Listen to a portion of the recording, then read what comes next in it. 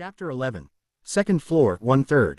My description was shared during the broadcast. It's possible they've split up now. If you see a barbarian wielding a one-handed hammer and a shield, don't approach him, instead, wait for reinforcements. It wasn't detailed, but it didn't matter. There probably weren't any other barbarians wielding a shield here. Sir, Erwin looked up at me with anxious eyes. I smiled slightly, knowing what she was thinking. Don't worry, I won't leave you. I had already decided to help Erwin. The reason was simple. I've always liked helping people in trouble, if it was beneficial to me. As I said before, we're going to split the loot 9-1. Is that okay? Sure, I'll definitely return the favor. Please. Yes, please reciprocate. If she wanted to reciprocate, there was no reason for me to refuse. Although I wasn't expecting much in return. Yes, I promise. Erwin clenched her fists, determination in her eyes, and I tightened my bootlaces and prepared to move. So, what are we going to do now? She asked. First, let's move around the outside area. Call the spirit again. We'll talk about the rest along the way. He as well. As we walked through the darkness with a flame the size of a fist as a flashlight, I confirmed a few more things. Exactly how long can spirits be summoned? If I'm using one to light up the surroundings, it can last quite a while, about 10 hours. And how long will it take for you to recover afterwards? 2 hours of rest should be enough. I understood. The situation was much better than I had thought. If everything went according to plan, we would be able to escape them without facing any danger.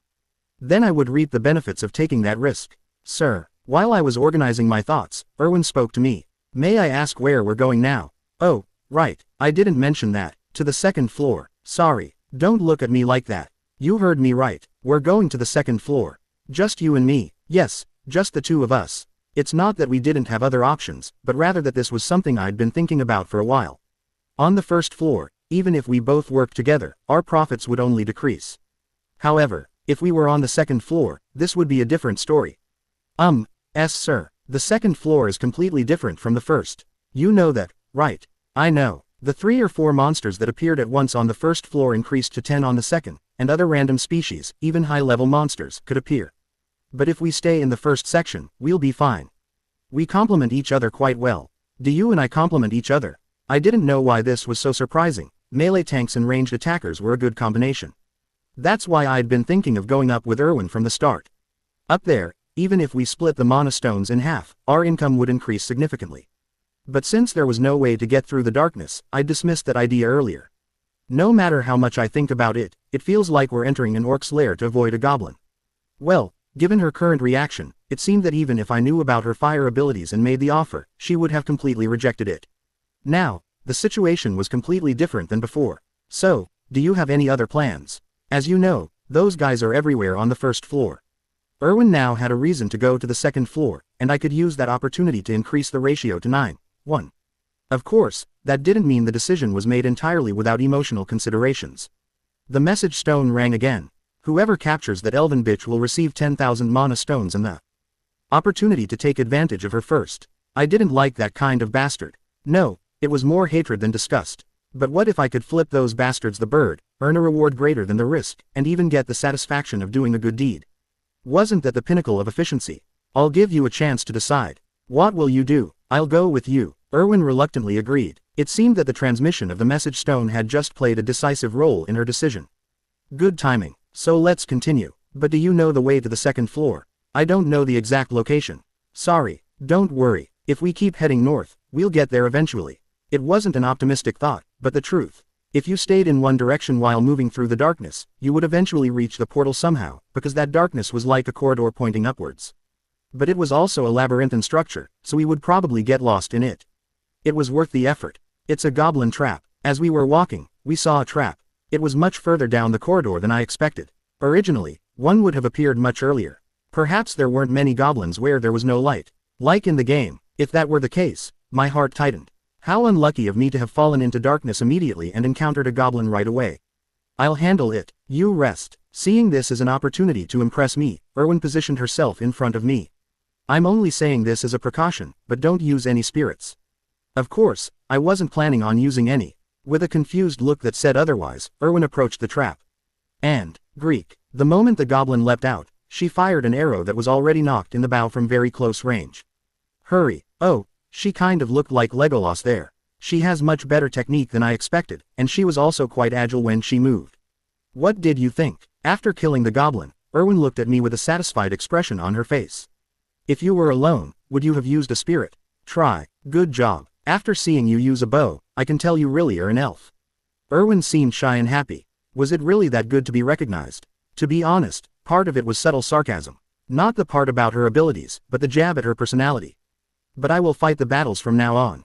It would be best to conserve as many arrows as possible. Oh, I can just take them and use them again. There's no need to even remove them from a body. Erwin bowed and returned with a mana stone and an arrow.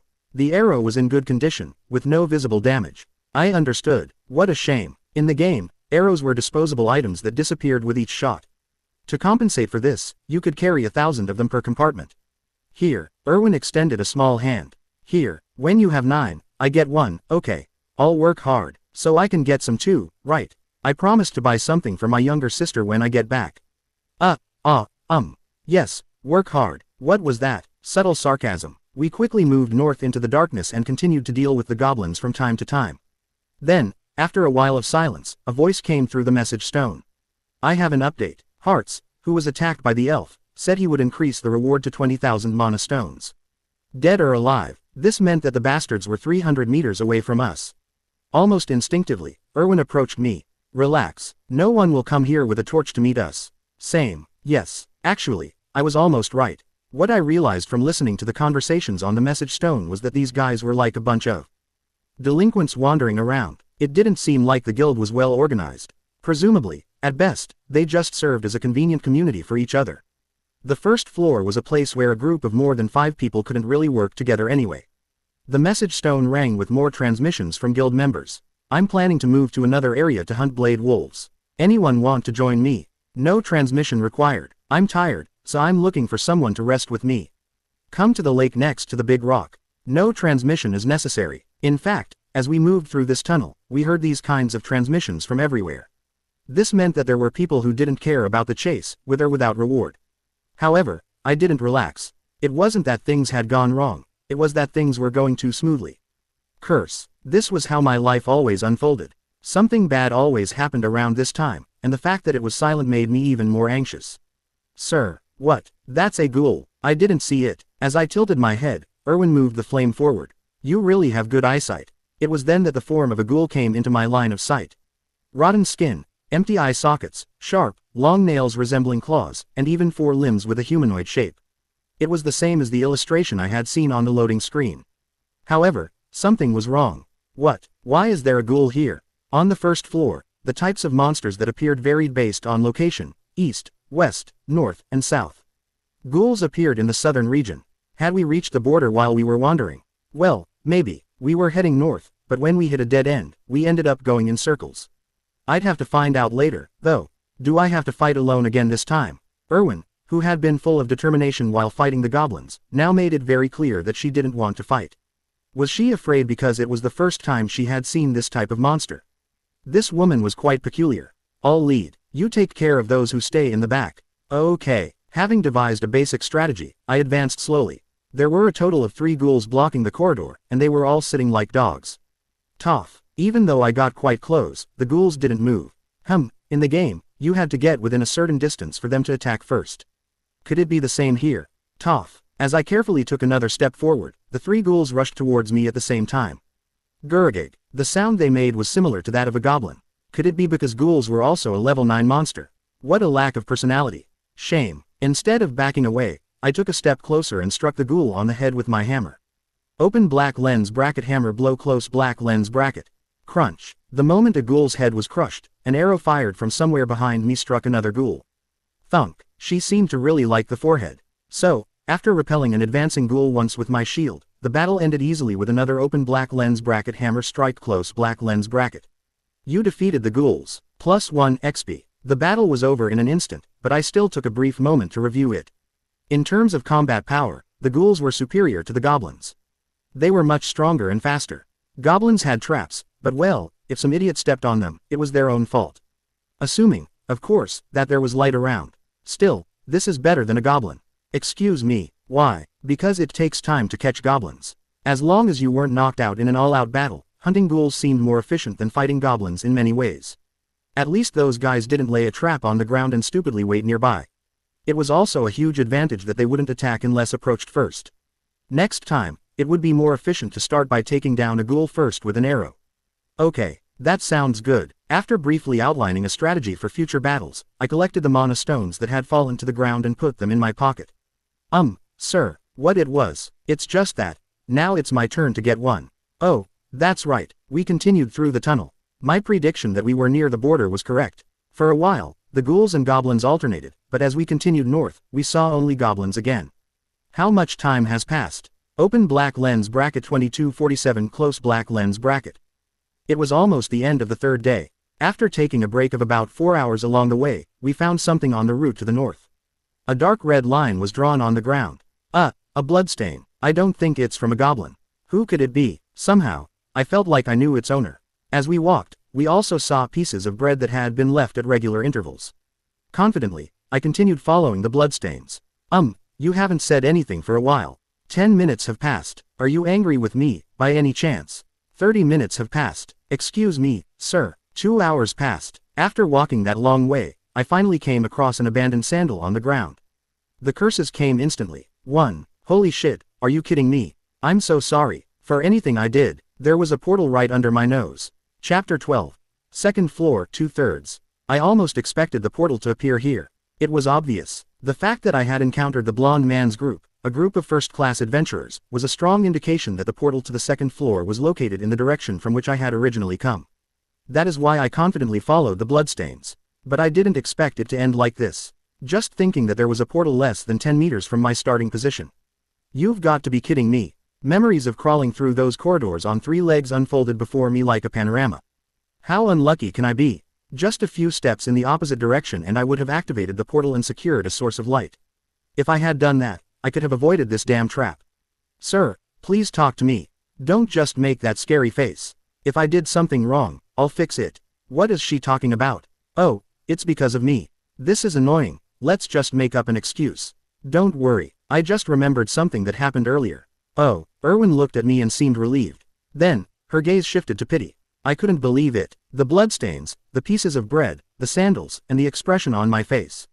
Could she have inferred what happened during my first day in the labyrinth from just those details? I'm sure that person is in a better place now. Of course I didn't. I had a lot of faith in her. Yes, thank you. Judging by what she said, she probably thought I was mourning the death of a comrade. But I didn't feel the need to correct her. It was too long a story to explain. Especially if I started talking about it, I felt my anger would end up consuming me. So I decided to just bury it. Are you ready to go up? Honestly, I'm still scared, but for some reason, I feel like I won't die if I'm with you. But this woman had a strange way of prolonging simple sentences. Just say, yes, if that's what you mean. Okay, let's go. Okay. The moment I stepped through the portal with Erwin, our surroundings were bathed in a pure white, not unlike the light emitted by a monitor. Flash. 057. Only 4 days had passed since I entered the labyrinth. You have entered the goblin forest on the second floor. And I had reached the second floor. If someone asked me how I felt right now, I would answer like this. I feel like I've been spat out of the mouth of a giant frog that was using me as chewing gum. Our bodies flew through the air as if we'd bounced off something. I didn't scream as loud as Erwin, but in terms of the outcome, she fared much better than I did. Thud. While I fell on my backside with a dull thud, Erwin quickly regained her balance and landed without a problem. Wow, what a surprise. My sisters didn't tell me about this. I was noticing once again how physically fit this woman was. She had an agility that a barbarian could never possess. Sir, is this the second floor? Yes. I've never heard anyone mention that it's a forest. Are you sure? Perhaps the information you heard was referring to another second floor. Another second floor. Don't the elves share information about the labyrinth with each other? How come you don't know that? There are 4 portals on the first floor, one in the east, another in the west, another in the south, and another in the north, and each one connects to a different region. Oh, I think I've heard of that. I think she just forgot. As I stared at her like a desperate fool, Erwin, surprised, blurted out the first thing that came to her mind. Oh, the third floor. I heard that no matter which path you take on the second floor, everything connects again on the third floor. Right. It seemed she wanted to show off her knowledge. When I nodded in approval, Erwin smiled with satisfaction. Little by little, she was beginning to understand how to deal with her. So, what are we going to do now? Wait, I'm thinking. First, I carefully studied the terrain. It was necessary to observe what was different from the game and what was the same. Things that couldn't be seen through a monitor. For example, the fact that we flew about 3 meters when jumping through the portal. First, I examined our surroundings one more time. Behind us was a portal that could be used to descend to the first floor at any time, and there were no living creatures within a radius of about 50 meters. Well, I couldn't speak for what was in the trees beyond the field. Is there anything I can do to help? Silence. The second floor was a map of a forest. The surrounding area was as dark as night, but thanks to the lights scattered across the sky like the Milky Way, visibility was guaranteed, to a certain extent. It was as bright as an alley without streetlights. However, even as time passed and day broke, it wouldn't get any brighter. After all, this was a labyrinth, and what was above us wasn't really the sky, but a high ceiling. However, there were floors where the sky and the sun truly existed. Let's move slowly. Excuse me, where are we going? Let's explore the nearby area. I had drawn up a rough plan to go back to the first floor. However, there were a few things that needed to be confirmed to determine if that plan would actually work. So, I started with what I could see. Bam! Erwin was startled when I suddenly swung my hammer at a tree on the edge of the clearing. What are you doing? Checking if it's possible to cut down a tree. Why are you checking this? I was thinking of building a barricade around the gate. Okay, I understand. Only then did Erwin nod. It was very annoying having to answer each of her questions. In any case, I'm abandoning that plan. Erwin didn't ask why, because she also had eyes. Even after I had struck the tree with all my might, the bark was only slightly chipped. How could that be a tree? It was more like a rock. So, what's the next plan? Search this area as planned. And from now on, you will lead. I've decided not to accept any more questions. Your job is to go ahead of me and look for traps. And pay attention to potential enemies and be as alert as possible. You have these two jobs. You want to divide the work. That's fine. Surprisingly, Erwin accepted the role assigned to her without complaint. So why was I disappointed? Was it because I had already planned what I would say to convince her? I'd forgotten how much I missed being in a forest until we got here. Even if the only things in this forest are monsters. Erwin was walking through the forest, saying things that I couldn't connect with at all. There don't seem to be any traps, but just in case, please follow my lead. What was that? Suddenly, I felt more at ease with this woman here. She even took long strides forward as if she weren't afraid of any trap. Soon, Erwin murmured something. It's a trap. It was invisible to my eyes. Look over there and you'll see something hidden under the leaves, she said. But no matter how hard she tried to describe it, it was invisible to me. A moment later, Erwin looked at me as if asking, why can't you see this? And threw a stone. Clamp. She was right. How had she managed to detect it from that distance when it was so dark? Even though I already knew she had a sensing ability as an elf, seeing it with my own eyes was fascinating. There was a reason why she could walk forward with such confidence. What do you think? You seem to be good at throwing stones. Just that. What else do you need? Erwin's shoulders, which had been raised in anticipation, slumped. This was the perfect moment to give her a carrot. Subtly, so as not to be too obvious. Finding traps was a skill I expected you to have from the start. You're already a real adventurer. Don't get too excited about something so basic. Although she feigned indifference, I could clearly see the slight tremor in her shoulders as she turned her back to me. Thanks to that, I knew I understood completely. I just had to deal with her like this from now on.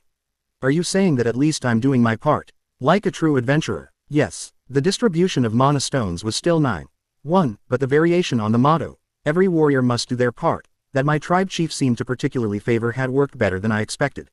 But it's strange. No matter how much attention I pay, it doesn't seem like there are goblins here. That was to be expected. The second floor was different from the first floor. The goblins weren't always around just because there was a trap. It was easier to see the traps on the second floor simply as part of the landscape. Stop talking and concentrate. Okay. I refocused on our peaceful surroundings and surveyed the area. The place where we were currently was called Goblin Forest in the game. The other key feature of this area, besides the traps, was that the goblins appeared in groups of about 15. Occasionally, goblin variants, such as swordsmen or archer goblins, also appeared. Of course, the number of variants increased on the periphery, and high-ranking monsters also appeared. But this wasn't something we needed to worry about too much, since we were only going to cover the area near the portal. There's nothing nearby right now. We finished searching within a radius of about 200 meters around the portal. There were numerous traps, but no goblins in sight. What should we do? First, we deactivated all the traps in this area and gradually increased our range. We slowly expanded our territory by disabling traps using stones thrown from a distance. This would allow us, in case of danger, to escape to the first floor. If we stepped on a trap while fleeing, that would be a problem. After we expanded our radius to over 500 meters, Erwin stopped moving and whispered, "Sir." I held my breath too. It's a group of goblins. How many? I don't know. There definitely seemed to be more than 10. Distance. About 50 meters. I don't think they've realized we're here yet. What are we going to do? Isn't it obvious? Let's fight, I said confidently. Erwin didn't argue. Although it was a little frightening, she also knew there was no choice but to fight. After all, if she didn't want to fight, she shouldn't have entered the labyrinth in the first place. How far can we go without being detected? I think I can get within 30 meters on my own. Any further than that and it will be too close. Goblins have a more sensitive sense of smell than I thought. I understood. After a brief deliberation, I decided to proceed with the plan I had mentioned earlier. With that, Erwin also walked slowly through the bushes towards the goblins. That was the advantage of being an elf. It was incredible that she didn't make a sound as she walked through the bushes. Ellipsis. Then Erwin stopped moving forward. Then she looked back at me. When I nodded, she turned, knocked an arrow in her bow, and shot. Swish. Was it a bullseye? I didn't know. I was so far away I couldn't even hear the arrow hit the target. I was hoping it had hit the forehead again. Thud, thud, thud. As soon as the arrow was fired, I ran straight to Erwin. GRK. Gurgig. Even as the goblins rushed toward her in a frenzy, Erwin calmly prepared her second arrow. Wheesh. I thought that every time, but the speed at which she fired her arrows was insane. I hadn't noticed those little things while playing the game. Thunk. One of the goblins that was running forward fell. He was hit in the neck, not the forehead. Well, even as an elf, it must have been difficult to accurately hit a moving creature at that distance. Erwin, step back. Okay. Erwin retreated without hesitation and disappeared from my line of sight. Now, all I could see were the goblins running towards me. There were 3 times as many of them as you could see on the first floor. They might just be goblins, but they were a little scary in numbers like that, but surprisingly, I didn't feel afraid. Instead, babyum babyum babyum, the warrior's heart in this body beat aggressively, provoking rage in my head. GRK, GRK, Gurgig. Hearing the menacing, howling cries of numerous goblins, I shouted back, Sparta. Come on in, you idiots. Chapter 13. Second floor, 3/3. The total number of goblins running towards me was 9, 8 common goblins and 1 swordsman goblin. But, although he was called a swordsman, he wielded a scimitar that was only about 60 centimeters long. Compared to carving knives, it was definitely a long blade. Gurgig. As one of the goblins advanced ahead of the others, I grabbed the handle of my hammer and struck him hard on the temple. Plop. 1 blow, 1 kill. The goblin transformed into a burst of light and vanished before even hitting the ground. However, it was too soon to be satisfied. I had only killed 1. Gurgig. Immediately afterwards, 2 goblins with carving knives in their hands flew simultaneously towards me from opposite sides. I jumped to the right and pushed one of them back with my shield, then turned and struck the other with my hammer. Plop. That made 2, but I didn't even have time to catch my breath. Having reached my flank, another goblin attacked from behind. It was the swordsman goblin. Kaya. He made a sound like a snake's, typical of a swordsman. I immediately stopped moving and rolled onto the ground. Phew. A knife flew past me with a sharp, piercing sound. The other goblins saw me roll on the ground and charged forward without missing a beat. That's why the second floor was several times more dangerous than the first floor. 4 normal goblins could be subdued with brute force, but with so many, it was impossible. There would certainly be injuries. That is, if I were alone. An arrow fired from within the bushes pierced the forehead of one of the goblins. It seemed that Erwin had assumed the role of sharpshooter once again. Humph. I used the momentum from rolling on the ground to quickly stand up. Using my shield, I advanced towards the middle of the enemy line. It was only natural that the warrior would be the tank. Come on, you idiots. I blocked their attacks with my shield, swung my hammer, dodged, kicked, and headbutted the goblins. While I was balancing my seething barbaric fury and running wildly through the goblin formation, Erwin took up position again and fired arrows like a madwoman. Whoosh, plop, plop, plop. The goblins panicked as the arrows were being fired every 2 or 3 seconds. GGRK. But because she was in a hurry, the arrows didn't always hit her vital spots. Plop. But they always hit at least the shoulder, arm, stomach, chest, or thigh. Sometimes it was clear she was infusing the power of an element into her shots because the arrows were on fire. Not to be outdone, I'd strike the heads of those wretched goblins one by one while they were busy trying to dodge the arrows. Plop, plop. So, when the number of goblins dwindled to 2, they tried to flee. I grabbed the head of one that was running like crazy, and the other was dealt with by Erwin shooting an arrow into the back of its head.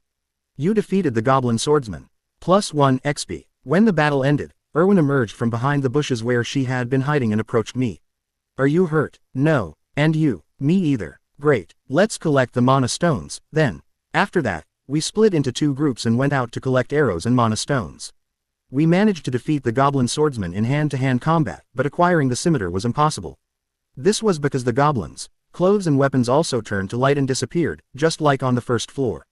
Here are 6. In total, we had collected 11 mana stones, including 2 from the goblins Erwin had killed with a surprise attack. Considering that I had only collected 44 mana stones after a full day of walking on the first day, I was more than satisfied. That battle lasted less than 2 minutes. Here, take it. 2. Thank you. I caught 9 and Erwin caught 2. That's because, even though they were level 9 monsters, the swordsman's stone weighed slightly more than the common goblins.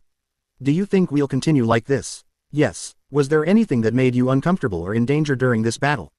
No, actually no. After that, I took some time to review the battle and identify areas for improvement in our fighting style. I couldn't find anything to fix at the time, but that proved we were still beginners at this.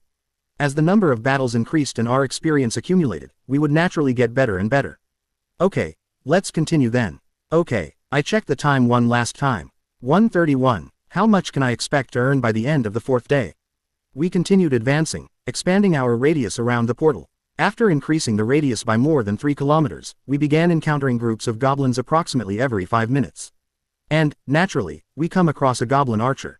Kikikiki. The goblin archer, whose sound was slightly more distinctive than GRK, was definitely a menacing opponent. He used a small wooden bow resembling a harp as his weapon, and like other goblin weapons, the arrowheads were poisoned. The archer even knew how to use stealth magic. However, you defeated the goblin archer. +1 XP. As long as I was paying attention, this barbaric body would react to all flying arrows, making it possible for me to deflect or block them with a shield. Well, I still needed to be careful. There's another goblin archer. Get rid of him first. Okay, I might be a barbarian, but an arrow to the head would still mean instant death for me. When I got back to the city, the first thing I'd do would be to buy a helmet. Let's rest a bit. Finally, after finishing another battle, we moved to the empty clearing near the portal and rested. You can go to sleep first if you want. Same. This woman really didn't know how to refuse an offer. As I nodded with a smile, Erwin threw herself to the ground and looked at me like an expectant puppy. And the backpack and the blanket. Here, I put the backpack, which had become much heavier, on the floor and picked up the blanket to cover her body. Less than a minute later, she started snoring. Z's. Compared to the traditional snoring of barbarians, it was definitely a small, soft sound. She must have been really tired. Until now, Erwin hadn't made any sound while sleeping. Well, maybe it was because she felt more psychologically secure now than before. 6:20 p.m. We hunted through the goblin forest for about 15 hours. Although we had to fight more than 10 times each time, the more accustomed we became, the less dangerous the battles became and the faster they happened. As a result, we managed to obtain a profit that would have been unimaginable on the first floor. But there were also moments of high tension. As the clear radius around the portal widened, we began to encounter other adventurers. So far, there have been a total of 11 encounters. All had been groups of 3 or more people, and sometimes there were groups with someone of a fantastic race among them. Each time we crossed paths with these groups, we distanced ourselves and passed by, as was customary, but each time, attention came along as a companion. I was more afraid of adventurers than of goblins. Especially now, because there was a reason to be even more vigilant. The problem is that she's very beautiful. I looked at Erwin, who was fast asleep, and sighed. Even though she had been homeless for several days, her silver hair was still shiny, her amber eyes drew people in, and her facial features were those of a beautiful woman. As a woman, these would be good things, but as an adventurer, I wasn't so sure. In fact, in the groups of adventurers we encountered, there were some terrifying bastards who licked their lips as soon as they saw Erwin. I was hoping I wouldn't have to worry about anything bad happening. Am I really that beautiful? What the hell? You were snoring just now. Go to sleep. Okay. She seemed to have said it in her sleep, because she answered quickly and immediately started snoring again. Z's. What's wrong with her? The elves I had heard about weren't like that. Day 4, Day 5, Day 6. After we entered the goblin forest, time passed quickly, and soon it was the beginning of the 7th day. The day to leave the labyrinth had finally arrived. When I get back, the first thing I'm going to do is sleep. Same here. There was only one way out of the maze and back to the city: wait for the floor to close. At a set time, the labyrinth would eject adventurers on a particular floor back to the city. It was 168 hours for the first floor and 240 hours for the second floor. The more floors you climbed, the longer you could remain active in the labyrinth. However, we planned to descend to the first floor and exit into the city shortly before the end of the 7th day. Today, we won't go as far as we did yesterday, and we'll just move around the area. Okay, there were several good reasons to leave early. To begin with, when the first floor closed, the portal would also disappear. This meant there would be no way to retreat in case of unforeseen circumstances. The food was also slowly running out. We had the option of buying food in exchange for mana stones from the adventurers we occasionally encountered, but there's no need to exaggerate. Above all, we had no more than 10 arrows in good condition. No matter how robustly the arrows were made, they were consumable items, and therefore losing them was inevitable. If they had been normal arrows made of wood back on Earth, they wouldn't even have been reusable in the first place. Once again, I was reminded that I was in a different world. 22:27. After that, we continued hunting for a while before I checked the time and paused. Let's go back now, just as a precaution. Okay, currently, we were at a point about 4 kilometers away from the portal. At most, it would take us 40 minutes to reach the portal. Of course, that would leave us with some extra time, but I would feel more comfortable if we left early instead of late. I also had something to discuss with Erwin before we parted ways. Careful, another trap has been set. We were returning the way we came, but at some point, another trap was set in the forest. This meant that the goblins had been reborn. Well, just because it was a rebirth didn't mean they appeared out of nowhere like in the game. In the forest, we often saw things that looked like rabbit holes. The goblins always came out of them. Once, I tried waiting in front of one of them and even used Erwin to start a fire, but nothing happened. I also couldn't check what was at the bottom because everything collapsed soon after I started digging. Erwin was walking in front of me when she suddenly stopped. A group of goblins about 70 meters away, around 1 o'clock. 8 normal ones, 2 swordsmen, and 2 archers. Now that she was used to it, she provided a perfect report without even being asked. Shall we fight? Yes. Long conversations were unnecessary. When I nodded, as usual, Erwin took the lead and made her way through the bushes. Then she stopped me with a wave of her hand, walked about 10 meters alone, sat down, and pulled the bowstring. Zooey. The arrow flew forward. Thunk. It was probably the goblin archer who got hit. After all, I told her to make them her priority whenever possible. Sir. Okay. Step back, now. Erwin fired another arrow at the approaching goblins and then retreated. This maneuver was already incredibly familiar to us. I stepped forward and crushed the swordsman who was among the goblins with my hammer. Bam. Based on the feedback I received from my hand, I knew I didn't need to tap twice. Ah, as the goblins roared from the center of their formation, they faltered. Afraid. Bam. The moment the goblins hesitated, I stepped forward and smashed the other swordsman's skull. Gurgig. I had mastered this type of combat after countless battles. The same was true for Erwin. Zoom. Thunk. She was already in position and had officially begun unleashing her rain of arrows. There were moments when our attacks overlapped and I was nearly hit by an arrow, but these incidents gradually faded. I began to roughly predict who Erwin would prioritize and what to expect. Well, the same was true for her. Bam. After less than a minute, the battle ended when I crushed the head of a goblin that was trying to escape. Earlier, I had heard that there were 2 goblin archers, but no arrows flew in my direction during the battle. It seemed that Erwin's first 2 surprise attacks had eliminated the archers. Good job, Erwin. Hee. But if you take care of all the archers, let me know. It's annoying having to worry about them all the time. I wasn't sure if the last arrow hit or not. That made sense. Inaccurate information could be dangerous in turn. She really had grown a lot. For some reason, I was satisfied. Let's go, grab what we need, and leave. Okay. After that, I was walking to collect mana stones when Erwin urgently called me. Sir, something strange is happening here. I quickly approached and saw a ball of light the size of a fist floating in the air. I knew what it was. It was the first time I was seeing it in real life, though. It's an essence. It's definitely from the goblin archer. To be honest, I felt a bitter taste in my mouth as soon as I saw that. Could we really be that lucky? Essence. This thing. Yes, I'm sure. What should we do? As you can tell from that reaction, essences were worth more than gold to an adventurer. This essence was similar to that found in the skill system of Dungeon and Stone. If you eat this, will you turn into a goblin? Unlikely. You only gain a fraction of the abilities that goblins possess. For example, the guy who tracked us by scent on the first floor may have absorbed the open black lens bracket essence of the Blade Wolf. Close black lens bracket. What will we do? How many times are you going to ask the same question? Although the ratio was 9-1, she seemed to covet that as well. Do you want to? I asked. No, that's not it. But, if you want me to have it, then, well. There was no reason not to let her have it, but why did it seem like she was getting increasingly thick-skinned? I smiled and spoke. If you promise me one thing, I will give you the essence.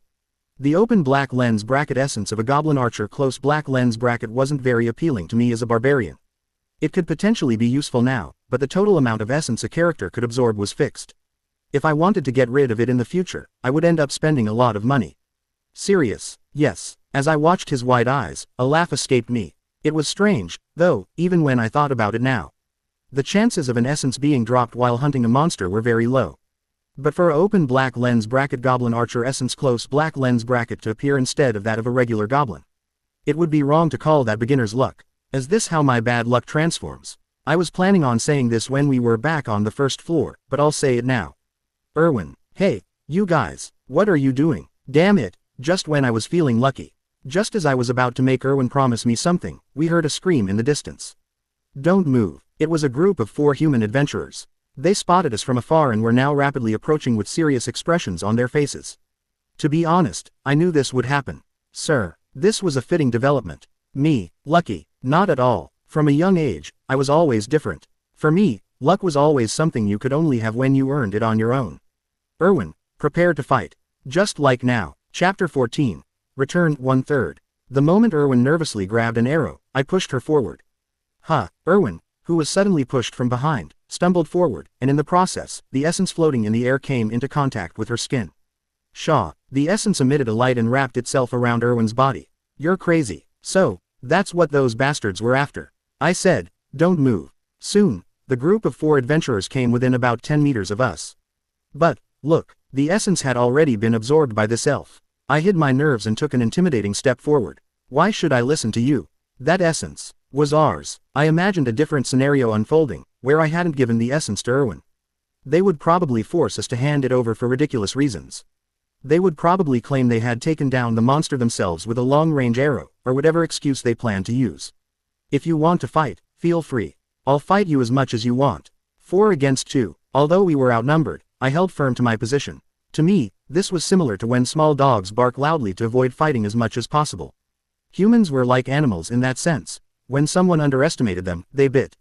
The redhead, who seemed to be the leader of the group, clenched his teeth in silence. I was certain they were intelligent enough to figure it out. It wasn't as if the essence was still floating in the air. Its owner had already been decided, so there was nothing to gain by confronting us. So it would be wise to give up and go back. I demand compensation, or choose to grumble. To see the essence vanish before your eyes must have been a great disappointment. There was no reason for me to care about it, though. We take the essence that we gain. What compensation are you asking for? Is there any evidence? That goblin was ours. I didn't bother asking, and do you have any proof of that? It was obvious there was no such thing. There were no security cameras in the maze. In the end, the words of the most powerful man became law. Again, if you want to fight, feel free. I'm not going to run away, I replied stubbornly, leaving no room for debate. If you're going to attack, go ahead. If you're just going to talk, don't push it and get out of here. I didn't even give them time to think. I'll give you 3 seconds. If you don't make a decision before then, we'll consider you our enemies. Sir, read the room, Erwin. Stay quiet. Can't you see they're all frightened by my imposing presence? 3, 2, we're leaving. The man made a choice before I could even count to 1.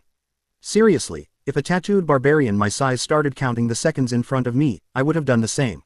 And if the essence really was theirs, their eyes would be burning with rage right now. But they knew very well it wasn't theirs. Soon, they disappeared from our sight. Are they gone? Yes, I think so. Let's speed up until we reach the portal. Go ahead. Hearing my words, Erwin sped off at a pace not unlike that of someone on horseback. She knew it too. Although the encounter had ended without bloodshed, it was not yet over. Any sign of those guys? I don't feel anything. Oh, there's a group of goblins at 3 o'clock, what should I do? Ignore them. Okay. Originally, I had planned to calmly return to hunting goblins on the way to the portal, but things had changed. We were going to get off the 2nd floor as quickly as possible.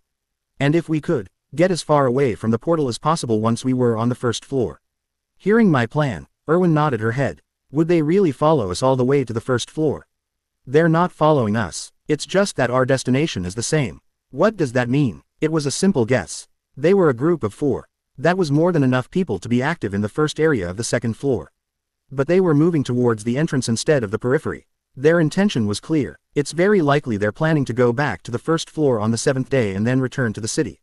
That's why we met them back there. Oh, to put it simply, like us, these guys were a disorganized bunch who were on the 2nd floor just to try it out. That's why, even though they were twice our number, they got scared and ran away. It was possible they weren't even a proper group, but just a bunch of people who happened to meet on the 1st floor. I understood. At my next words, Erwin nodded silently, although I didn't know if she truly understood. You are truly amazing. I don't think so. I will only do what you tell me to do. Well, that was probably for the best. Letting someone turn the rusty gears on their heads would certainly lead to more problems. Sir, it's a goblin. Avoid it, but it looks like they've already found us. They're running towards us now. What? As soon as I heard that, I felt a sense of despair. From the fourth day until now, the goblins had never spotted us first. In that sense, Erwin's perception skills were excellent. Even if we were running now, it couldn't be a coincidence. Furthermore, she had just absorbed an essence. Turn in the opposite direction for now. Okay. Following my instruction, Erwin turned around. And it was exactly at that moment. Boom. An arrow flew in the direction we had moved away from. As soon as I saw it, I grabbed Erwin from behind. Ah, Erwin groaned as her airway was compressed, but choking for a short time was better than being stabbed in the neck. Bam. As soon as I grabbed Erwin and used the shield to cover my torso, the arrow ricocheted off it. But even though it ricocheted at an angle, it still felt solid against the shield. Could it have been that bastard with the crossbow earlier? I could have avoided it by. Erwin sobbed something. I'm sorry, but I don't have time to listen to you. Me, just run. I started running with Erwin in the lead again. Sir, if another arrow flies, you don't need to tell me. Be quiet, I'm thinking, he said softly, and Erwin closed her mouth. I kept thinking as we ran and remained alert to my surroundings. I didn't know how they had done it, but those guys had lured the goblins here. Then, they ambushed us from the opposite direction and tried to corner us. Even if we escape, will we be able to reach the portal safely? Absolutely not. I tried to calculate the chances of us reaching the portal, but I knew it was extremely low. They had a crossbow, and the goblins would continue to pursue us as well. If we were lucky, maybe we could get out of this alive despite everything, but I knew I wouldn't be the lucky one in this situation. We will have to fight. We had time to breathe a little. During that time, I came to a conclusion. Erwin, use your powers. Powers. Use the power of essence. The essences contained the special abilities of each monster from which they were obtained. For example, Goblin Archer, Agility, +2, Flexibility, +4, Vision, +6, Sense of Smell, +2, Perception, +2, Cognitive Interference, +6, Accuracy, +8, Poison Resistance, +4, Obsession, +7, P. Poison Arrow. When using a bow, you deal poison damage. A. Stealthy Step. You can enter stealth mode. Close black lens bracket. In the game, the information was displayed like this: attribute increase in 1 passive skill P and 1 active skill A. This information would also apply in this world. There were some differences up to now, such as the monsters, starting points, etc., but this part at least had always been consistent with the game. B. But I don't know how to use this. Erwin was startled by my irrational request. I smiled. Excellent. What do you mean? I mean, you're in stealth mode. As Erwin ran, her body became blurred. Even so, it was a weak effect and could be detected from a distance, but... Stop. When I prevented her from moving, the stealth effect became stronger. This must have been the reason why the characters moved slowly in the game. As time passed with us standing there, her body became translucent to almost transparent. Although there was a clear disparity between her outline and the surrounding area, she would not be visible except at a short distance. Or even less, in this dark forest. Erwin looked down at her body and exclaimed, "Wow." It was fascinating to me as well. Although I was fascinated by something different. Without a command or anything like that, she had activated the ability simply through willpower. Anyway, we could study that in more detail later. Erwin, take this. There is. I handed the backpack to Erwin and quickly added, hide here, and when I give the signal, shoot the archer with the crossbow first. Don't come out before then. Do you understand? What do you mean? There's no time. I'll assume you understand. I quickly finished what I had to say and immediately started running. Wait, the signal. What signal is it? I heard a small scream echoing behind me, but it was too risky to go back. After moving about 30 meters from my original position, I stopped. I hadn't intended to go far in the first place. If I continued like that and ended up stepping on a trap, that would be a big problem. GRK, GRK. As I turned around, I heard goblins running ahead of me, to my left. And those cowardly adventurers, they still hadn't been seen. After blocking that first arrow, they didn't reappear. But I wasn't too worried about it. It was obvious what those bastards were thinking. GRK, GRK. If I started fighting those goblins, they would surely appear. They had lured the goblins here with that plan in mind from the beginning. Refocusing on the present moment, I observed the goblins surrounding me. Gurgig. Of the 10 goblins, there were 2 swordsmen. Fortunately, there were no archers among them. Clang. I was wrong. I ran towards the goblins, dodging the arrows flying towards my shield. Of course, I couldn't run like I usually did. The goblin archers were behind me, but so was the human crossbowman. Clang! After a period of about 10 seconds, another arrow flew. Again, it belonged to the goblin archer. Clang! After blocking the arrow with my shield, I struck the goblin swordsman on the head with a scimitar. In retaliation, another goblin stabbed me in the leg with a carving knife. Stab. Well, I had to take risks here. The number of goblins would decrease, but the adventurers would also start to get impatient and show themselves. Whack, whack, whack. Taking down goblins like a furious barbarian, my injuries gradually increased. Forearm, thigh, ribs, etc. None of them were serious injuries individually, but as they accumulated, I couldn't simply ignore them. Whack. The poison from the goblins' weapons had begun to circulate, and a tingling sensation spread from the wounded areas. But despite this, I killed all 7 goblins. Then, whiz, the arrows flew, 2 at the same time. Whiz. Their directions were also different. One was undoubtedly that of the goblin archer, and the other would be that of the crossbowman. It was difficult to block both with my shield. I chose to block the crossbowman's arrow coming from the side. Bam! The sound of the impact was different from what I was used to hearing when blocking arrows fired by goblin archers. Is this really a beast? While I was thinking about this, stab, with the sound of something tearing my skin, a goblin arrow pierced my left elbow. Shit, that hurt. Did it reach the bone? The pain was one thing, but now my arm couldn't move because of a single arrow. I tried to deflect it with a shoulder guard, but it was harder than I thought. Thud. I threw the hammer into my right hand without hesitation and gripped the shield instead. My left arm, which had been holding the shield, was now paralyzed. If I had to choose between the hammer and the shield would always be the better option. Especially in this situation. Whack, whack, whack. Holding the shield in one hand, I beat down the 3 remaining goblins, clearing my immediate vicinity. The goblin archer must have fled because the arrows stopped coming. It was a painful victory in the first round, but I survived. Come on, you sons of bitches, I yelled. I didn't realize I'd be saying that to a human, not a goblin. Well, I guess they were basically the same. Weep. Instead of leaving, an arrow flew towards me from afar. It was from a human beast. As I expected, blocking it wasn't a problem. However, bam, holy shit, what is this? I thought. The arrow had pierced the iron plate of the shield directly, its tip pointing at me through the metal. One wrong move and it could mess up my hand too. As I covered my torso with my shield and looked over the bushes, I heard a voice calling me soon after. Barbarian. 3 people appeared. The red-haired man, the presumed leader, a samurai with a single-bladed sword similar to a Japanese sword, and a very thin man wielding a one-handed sword and a shield. Meanwhile, the crossbowman had still not been found. So, it was you guys. Yes, it was us. How had they lured the goblins here? I didn't ask questions like that because, if I did, I knew they would just look at me with disdain. Come at me, a true barbarian. You're full of fighting spirit even after dealing with so many goblins all by yourself. Where's that elven bitch? I was wondering why they were talking so much. So, that was their goal. It looks like he even handed over his backpack. If he doesn't want any more trouble, he'd better be up front. As soon as I heard that, I smiled and let out a mocking laugh. If I tell you, will you let me go? Okay, I'm not a brainless idiot. Crazy son of a bitch. The leader frowned when he saw me laughing. The expression on his face suggested he'd had enough. Apparently, I looked like a standard barbarian to him. In that case, we'll subdue you first and question you again later. The leader exchanged glances with his comrades, and they slowly approached each other. Capture the enemy. Huh, that was good to hear. True, even if they killed me, the risk and reward weren't balanced. There could be any number of reasons why they bothered with an ambush. The mana stones we had gathered over 7 days, the equipment we used, Erwin's beautiful face, a revenge for having to witness someone else get lucky right in front of them.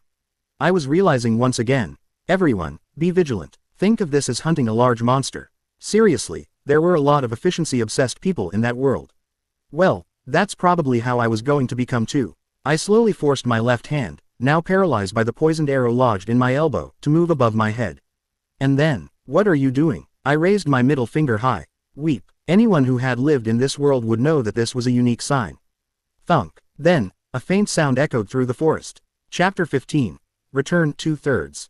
Percy. Percy. The leader called out a name hastily. Of course, there was no answer. I had instructed Erwin to shoot the crossbowman first. Only then did the leader turn to me. What the hell did you do? But even so, he was wary of what was behind me, suggesting that he had formulated his own theory. That was a huge mistake. I hated bastards who asked a question with an answer already in their minds. I really hated them. Crunch. The moment the leader's gaze turned to the bush, I stepped forward and swung my shield without hesitation. Boom. Unfortunately, there was no flicker of response from my hand. To avoid something like that, if it had been a goblin, they would undoubtedly have vanished in a flash of light. Illis. It's time. When the leader called him, the samurai rushed towards me with a disciplined horizontal strike.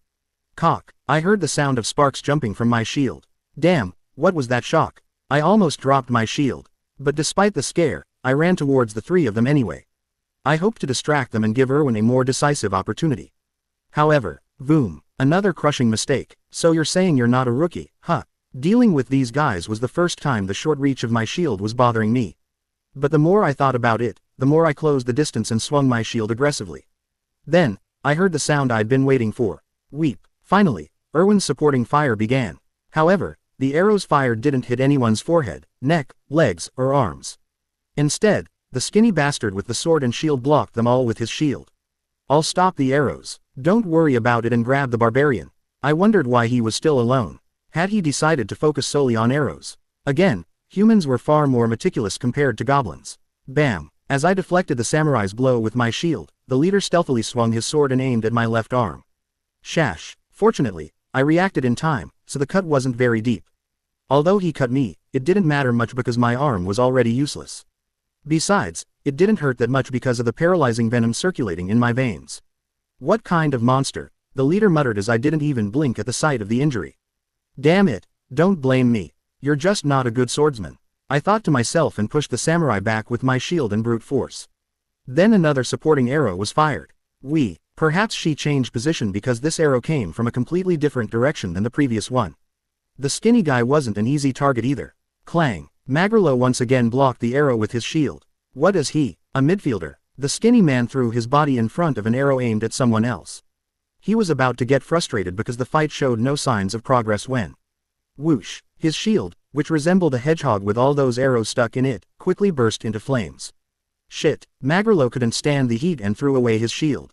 He smiled inwardly. Sorry, our archer is an elementalist. That's why you should have used a 100% iron shield like mine, you poor thing. Whiz. As the irritating shield disappeared, Erwin fired more arrows without hesitation. The arrow struck Magrilo in the shoulder. Soon after, he lost even the sword he was holding and became useless. Illis. I'll take care of that elf bitch. Only then did the leader understand the situation and entrust me to the samurai so that he could run into the bushes. It was too late for me to reach him.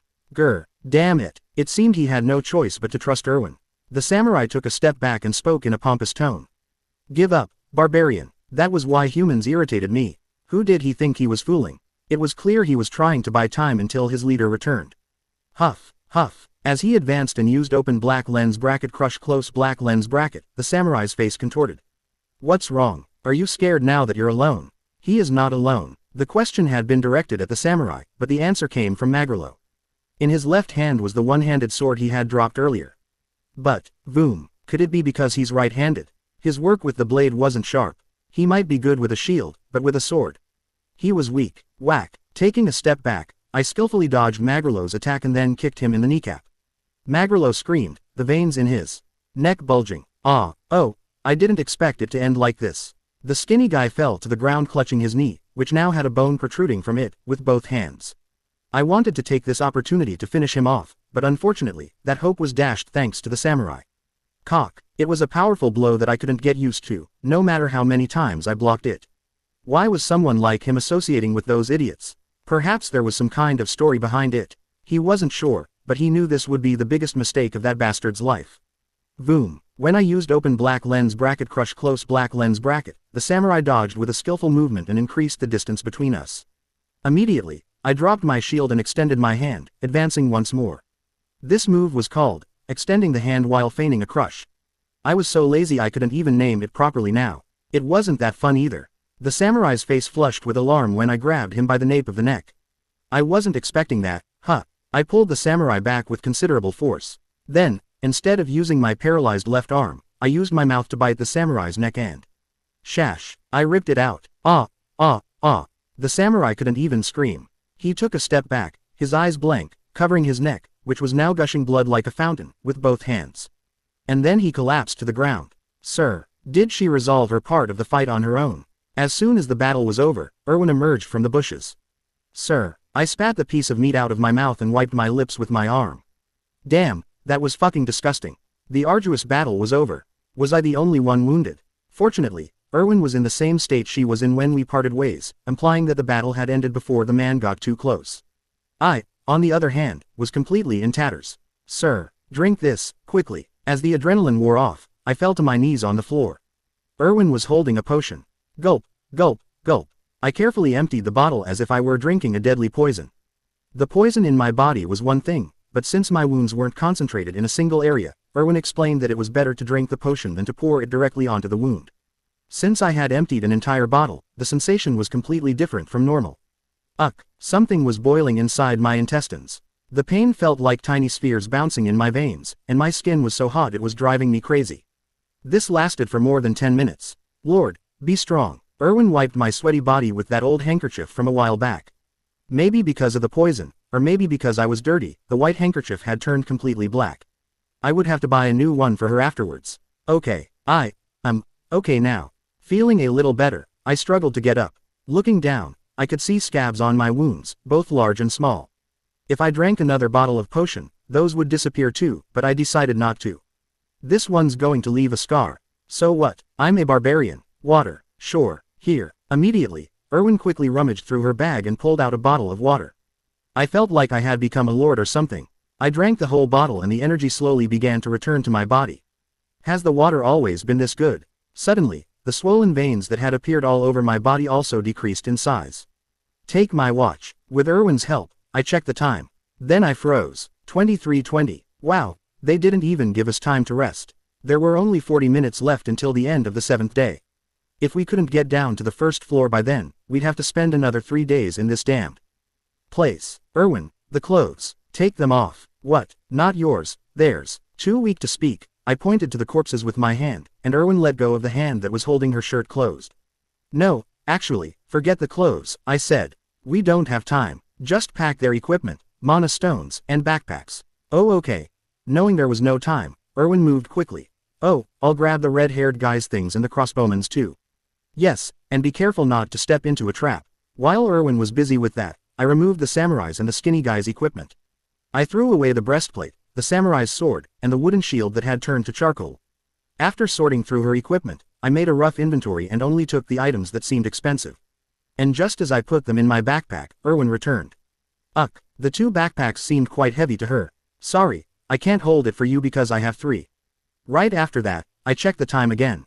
23:35, only 25 minutes left. Let's run. Are you sure? You look tired. Don't worry about that. Erwin looked worried, but when she saw my expression, she nodded and led the way.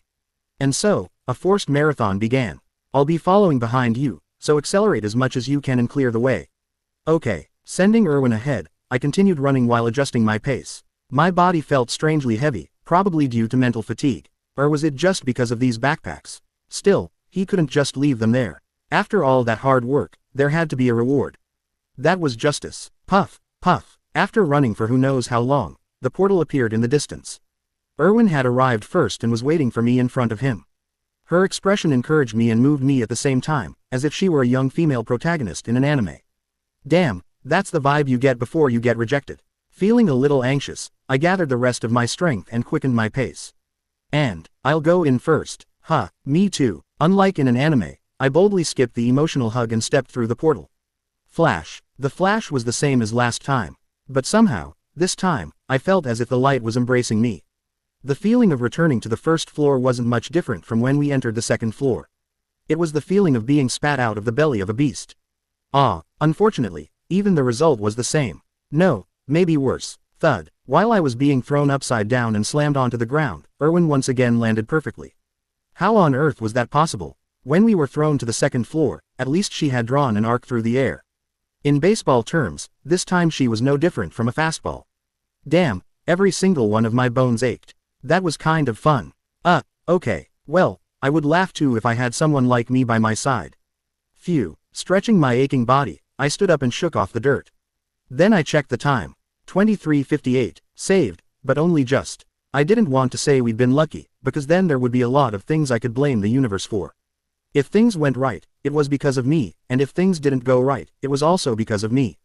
That mindset was better for my mental health. You worked hard, sir. Yes, you too. We looked at each other for a moment and said goodbye. Wait, I feel like I'm forgetting something.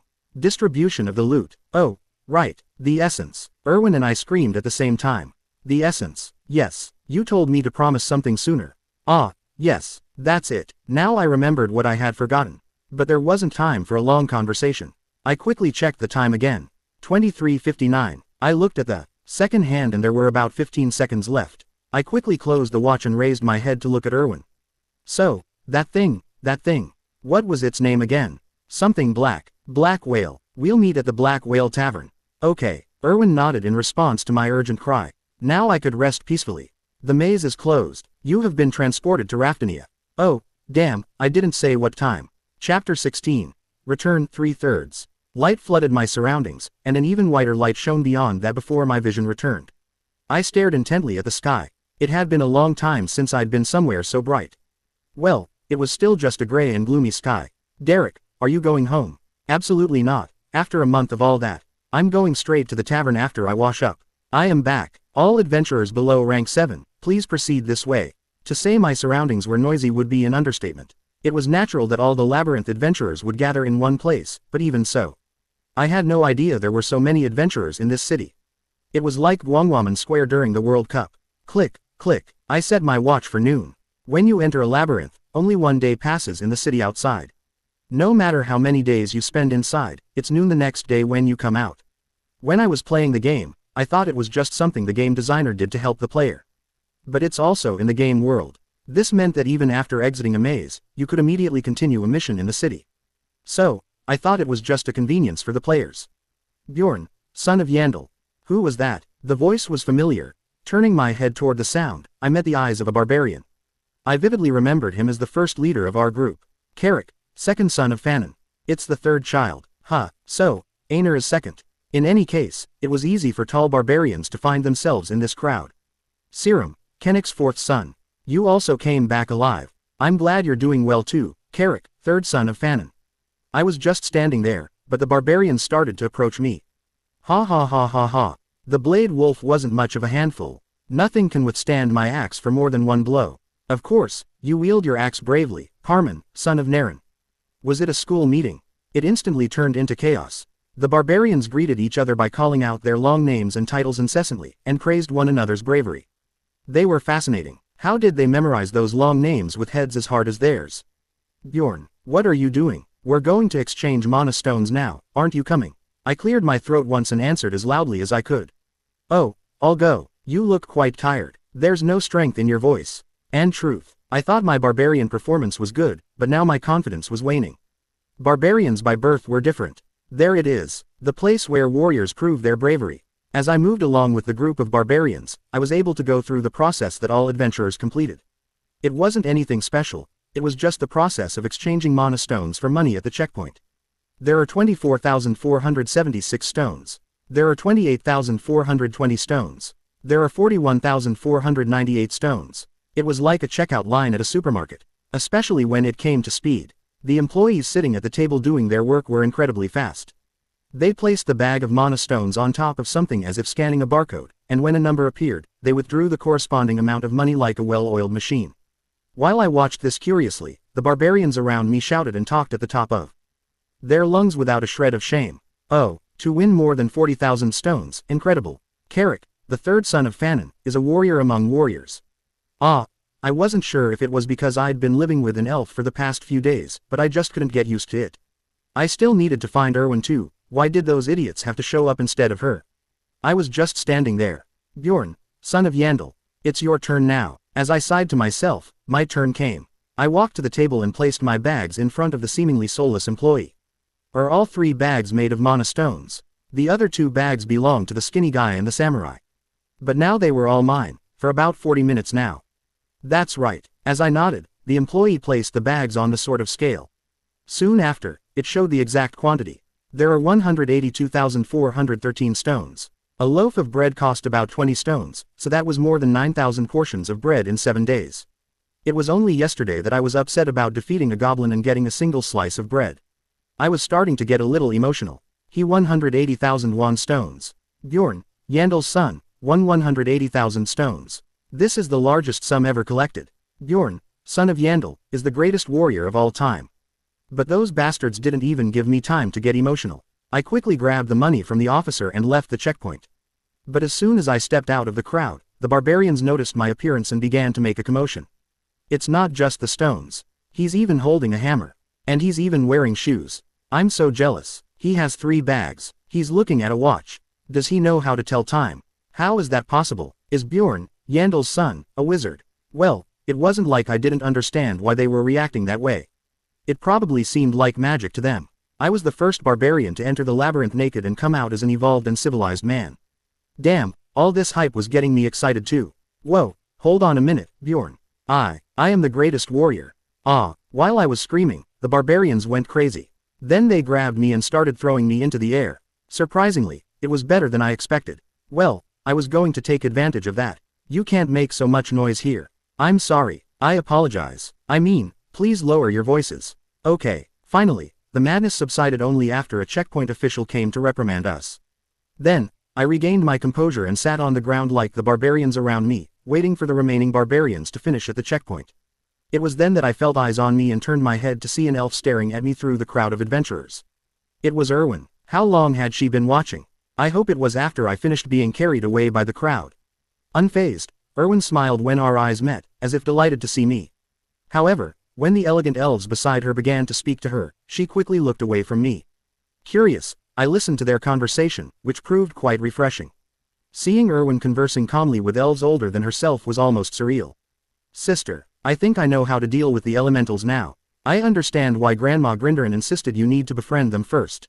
Oh, really? Fire spirits have a rather short temper, so you'll soon be able to hear their voices.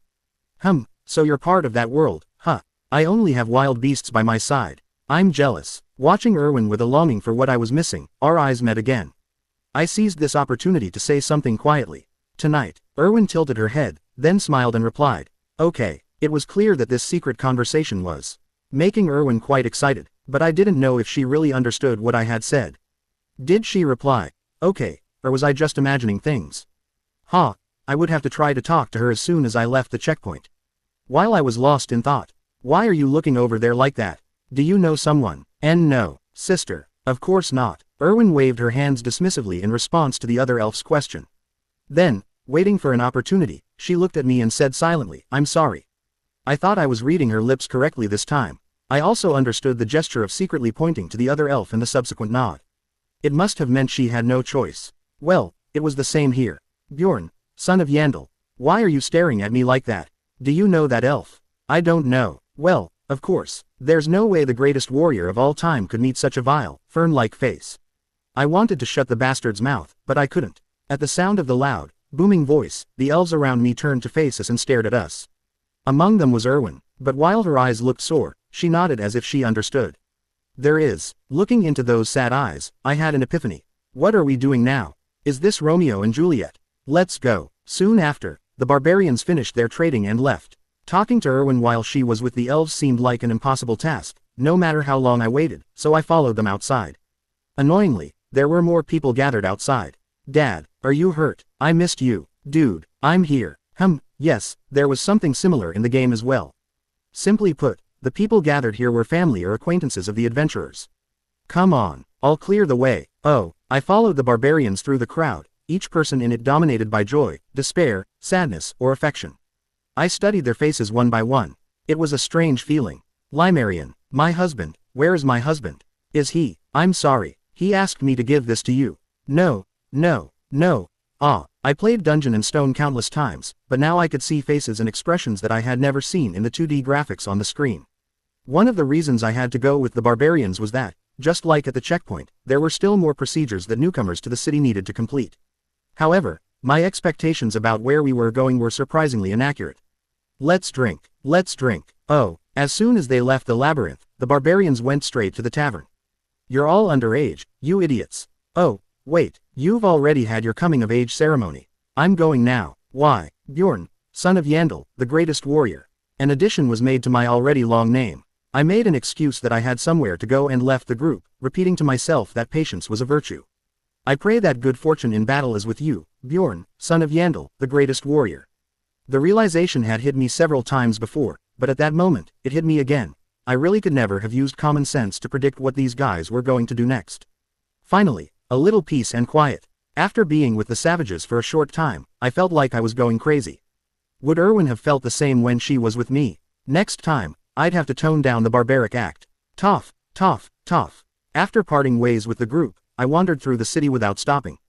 I had a destination in mind, but now, I just wanted to walk wherever my steps took me. It was peaceful. It was midnight when I first saw this city, but now that it was daytime, the streets were full of people. Surprisingly, this gave me a sense of security. There were no monsters here. No one could hurt me. Even if I fell asleep by the side of the road, I would wake up whole. Someone might even lend me a hand. There were laws, rules, and leisure here. Of course, it was still a distant world in another universe, and I knew that, despite its appearance, almost everything, from its ideas, culture, and social system, would be uncivilized compared to the 21st century. But it was still peaceful. At least compared to the labyrinth where I spent 7 days. I wanted to experience that feeling of security a little longer, so I kept walking. Since the adventurers had just emerged from the labyrinth, being covered in blood didn't make me stand out much. Nobody even looked at me strangely. But, as I continued walking down the street, I felt the urge to wash myself. So, I went to the first inn I saw, got a room, and took a bath. It was interesting. I had never seen bathwater with more blood than dirt. When I got out after bathing for about an hour, I felt that the clothes I was wearing were very dirty. Damn, I should have bought some clothes before taking a shower. All I wanted was to sleep, but I went back out into the street and looked for a clothing store. But why was I doing this? No one was giving me strange looks, but I was still embarrassed for some reason. My bare torso and my pants, stained with blood and dirt, were the same as they had been in the maze before. Well, no, my body was at least much cleaner, but still. I felt like a savage again. Why, welcome. As soon as I entered what I assumed was a clothing store, a kind employee approached me and smiled, even at a seemingly homeless barbarian. I had never seen such a professional employee, even in Seoul. A shirt. If you'd like to place a custom order, please visit the building next door. Oh, you're looking for something to wear right now. I'm not sure if there's anything in your size, but I'll take a look. With the help of the employee, I managed to buy a tight-fitting shirt and black cloth trousers. The total was 2,500 stones. I couldn't tell if I was deceived or not. I never tried on or bought clothes that had no function while I was playing the game. Until next time. Now that I looked more like a person, I returned to the inn. After watching that civil servant exchange my mana stones and also chatting with that clothing store employee, I felt that the city exuded a strangely modern vibe. Raftania. Most of the buildings were made of stone and had many floors. It was difficult to even find a building with fewer than 3 floors on this street, and even my bathwater came from a tap. Perhaps living in this city was more feasible than I had thought. As soon as I arrived at the inn, I lay down on the bed. As I recalled the events of the last 7 days one by one, I realized that I, too, was human, not unlike Hans. When I first fell into this world, my only goal was to survive. But now, I finally let out the words I'd been swallowing for days. I want to go back home. I wanted to go back, even if there was no one there to greet me. Chapter 17. Raftania, 1/4. Slowly, I opened my eyes. Then I closed them again and said to myself, get up and do what you have to do. Remembering the various tasks I had to accomplish in the city, my tired body began to feel energized. Yes, let's go. First, I checked the time. 21:18. It was already midday when I left the maze, so I had slept for about 4 hours. But thanks to sleeping in a bed, I felt incredibly refreshed despite the short nap. Growl. There was still some bread left over from the labyrinth, but I decided to eat out. Although this was a world where your money was your life, this amount of luxury should have been perfectly fine.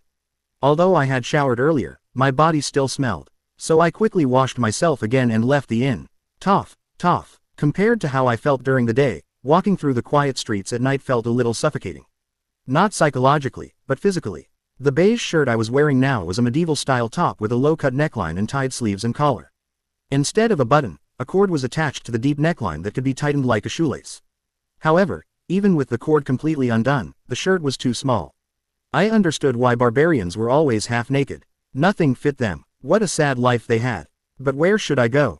Right now, the first thing I had to do was find Erwin at the agreed meeting point. But I didn't know where the Black Whale Tavern was. I was sure I was in the southern part of the city based on the area where the portal to the labyrinth opened, but the city map in the game was thousands of times smaller than the real size, so my knowledge wasn't useful for this task. I ended up asking a pedestrian for help. The Black Whale Tavern. What's that? I've never heard of it before. Most people said they had never heard of it, but one middle-aged man with gray hair was different. The Black Whale Tavern. I haven't heard that name in a while. You seem very young. How do you know about that tavern? It must have closed more than 10 years ago. I was flattered that he said I looked young, but the actual content of his words wasn't very welcome. You mean, she went bankrupt? Yes, it was a restaurant that had been operating for generations, but their son got involved in gambling, so it had to change owners.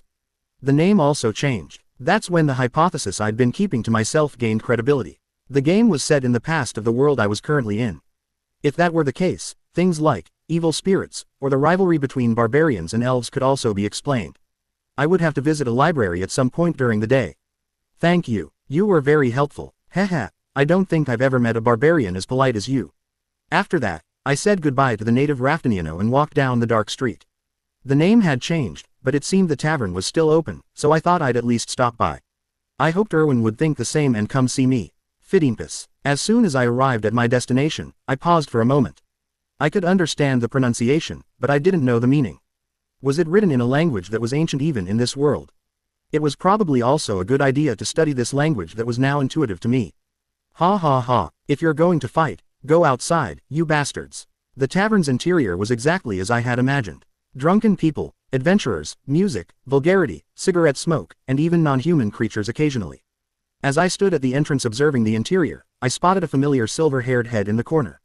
Even the slightly pointed ears. I was pleased to see it and was about to step forward when a drunk man pushed past me to make his way down the hallway first.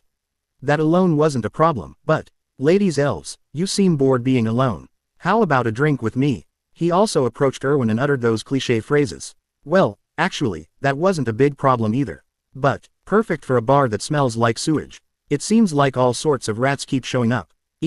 Erwin, what happened to you? What, a rat? The idiot showing off looked perplexed by her sharp retort. My face probably looked similar. Get out of here, unless you want a hole in the middle of your forehead. Judging by how much she liked his forehead, it had to be the right person. What the hell? I had to check this out. But first, I knew I had to get rid of that idiot. What? Who the hell are you? As I approached and grabbed his shoulder, the arrogant man turned his head and he immediately looked away. She told you to disappear. Then why are you still standing here? Instead of answering, he carefully walked past me and returned to his seat without even flinching. That's when, sir, I heard the word I was so familiar with. But I wasn't surprised that I hadn't noticed Erwin's apparent dual personality from the start. In truth, because that guy had just said, ladies, elves, are you the barbarian? Hidden from view by a pillar in the corner seat, there were a total of 2 people seated at the table. Yes, I am the barbarian you speak of. But who are you? Her older sister. Ah, she was Erwin's real sister. No wonder they looked exactly alike standing side by side. Older sister, is that your name? Idiot. Call me Terja. Erwin's last name was Terja. Apparently, her older sister didn't want to tell me her name. Okay, Terja, can I sit down then? As you prefer. I sat down without hesitation and studied Theria. First, they didn't look like twins. She looked about 3 or 4 years older than Erwin, and now that she was looking at her head-on, their features were quite different as well. She gave off a fierce vibe because of her eyes. Or maybe it wasn't just because of her eyes. Barbarian. Bjorn. Son of Yandel. It doesn't matter. Anyway, why the hell did you ask my little sister to come to this bar? Sister, you stay quiet. Erwin tried to intervene and defuse the situation, but was interrupted by her sister. Things were getting interesting, except for the reason Erwin brought her sister in the first place. I didn't think being a barbarian was the only reason her sister disliked me. It was a feeling I had that I would have to investigate. And why did you come to see me, Terja? Erwin didn't come home last night. And when I questioned her further, she said she'd been waiting for someone at the bar all night. I was curious to know who would dare leave my sister waiting.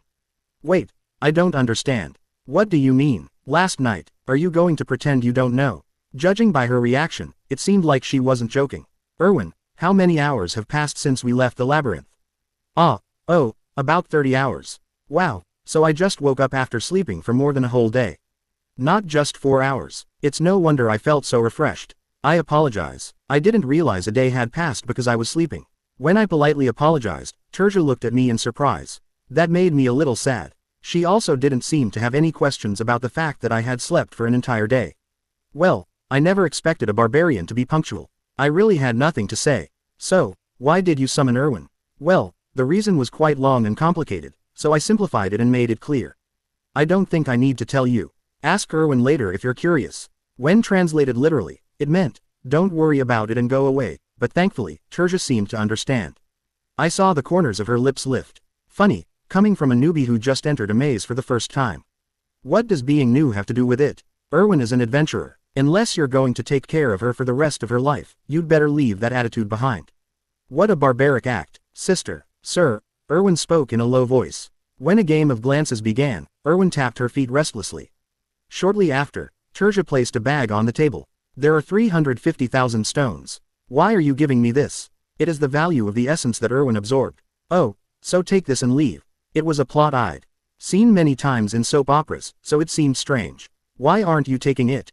Did you come to this meeting with other intentions? That's not quite right. If she truly wanted to pay with money, I had no intention of asking Erwin for a promise in exchange for the essence. However, I still hadn't heard Erwin's thoughts. Do you agree with her? 1. Erwin hesitated. Was she really that afraid of her sister? Originally, I was going to share this when we were alone, but now that this was happening, I decided to share it. The promise I was going to ask of you was to help me until I obtain the essence I seek. Oh, is that all? That's right. If possible, I'd like to continue as a team after this as well, but that's another matter. You don't have to promise that, and in the future, we can split the serve 5 for 5. In short, I was asking her to form a 2-person team. How would Erwin respond? She didn't need much time. I'm sorry. Her response was a rejection.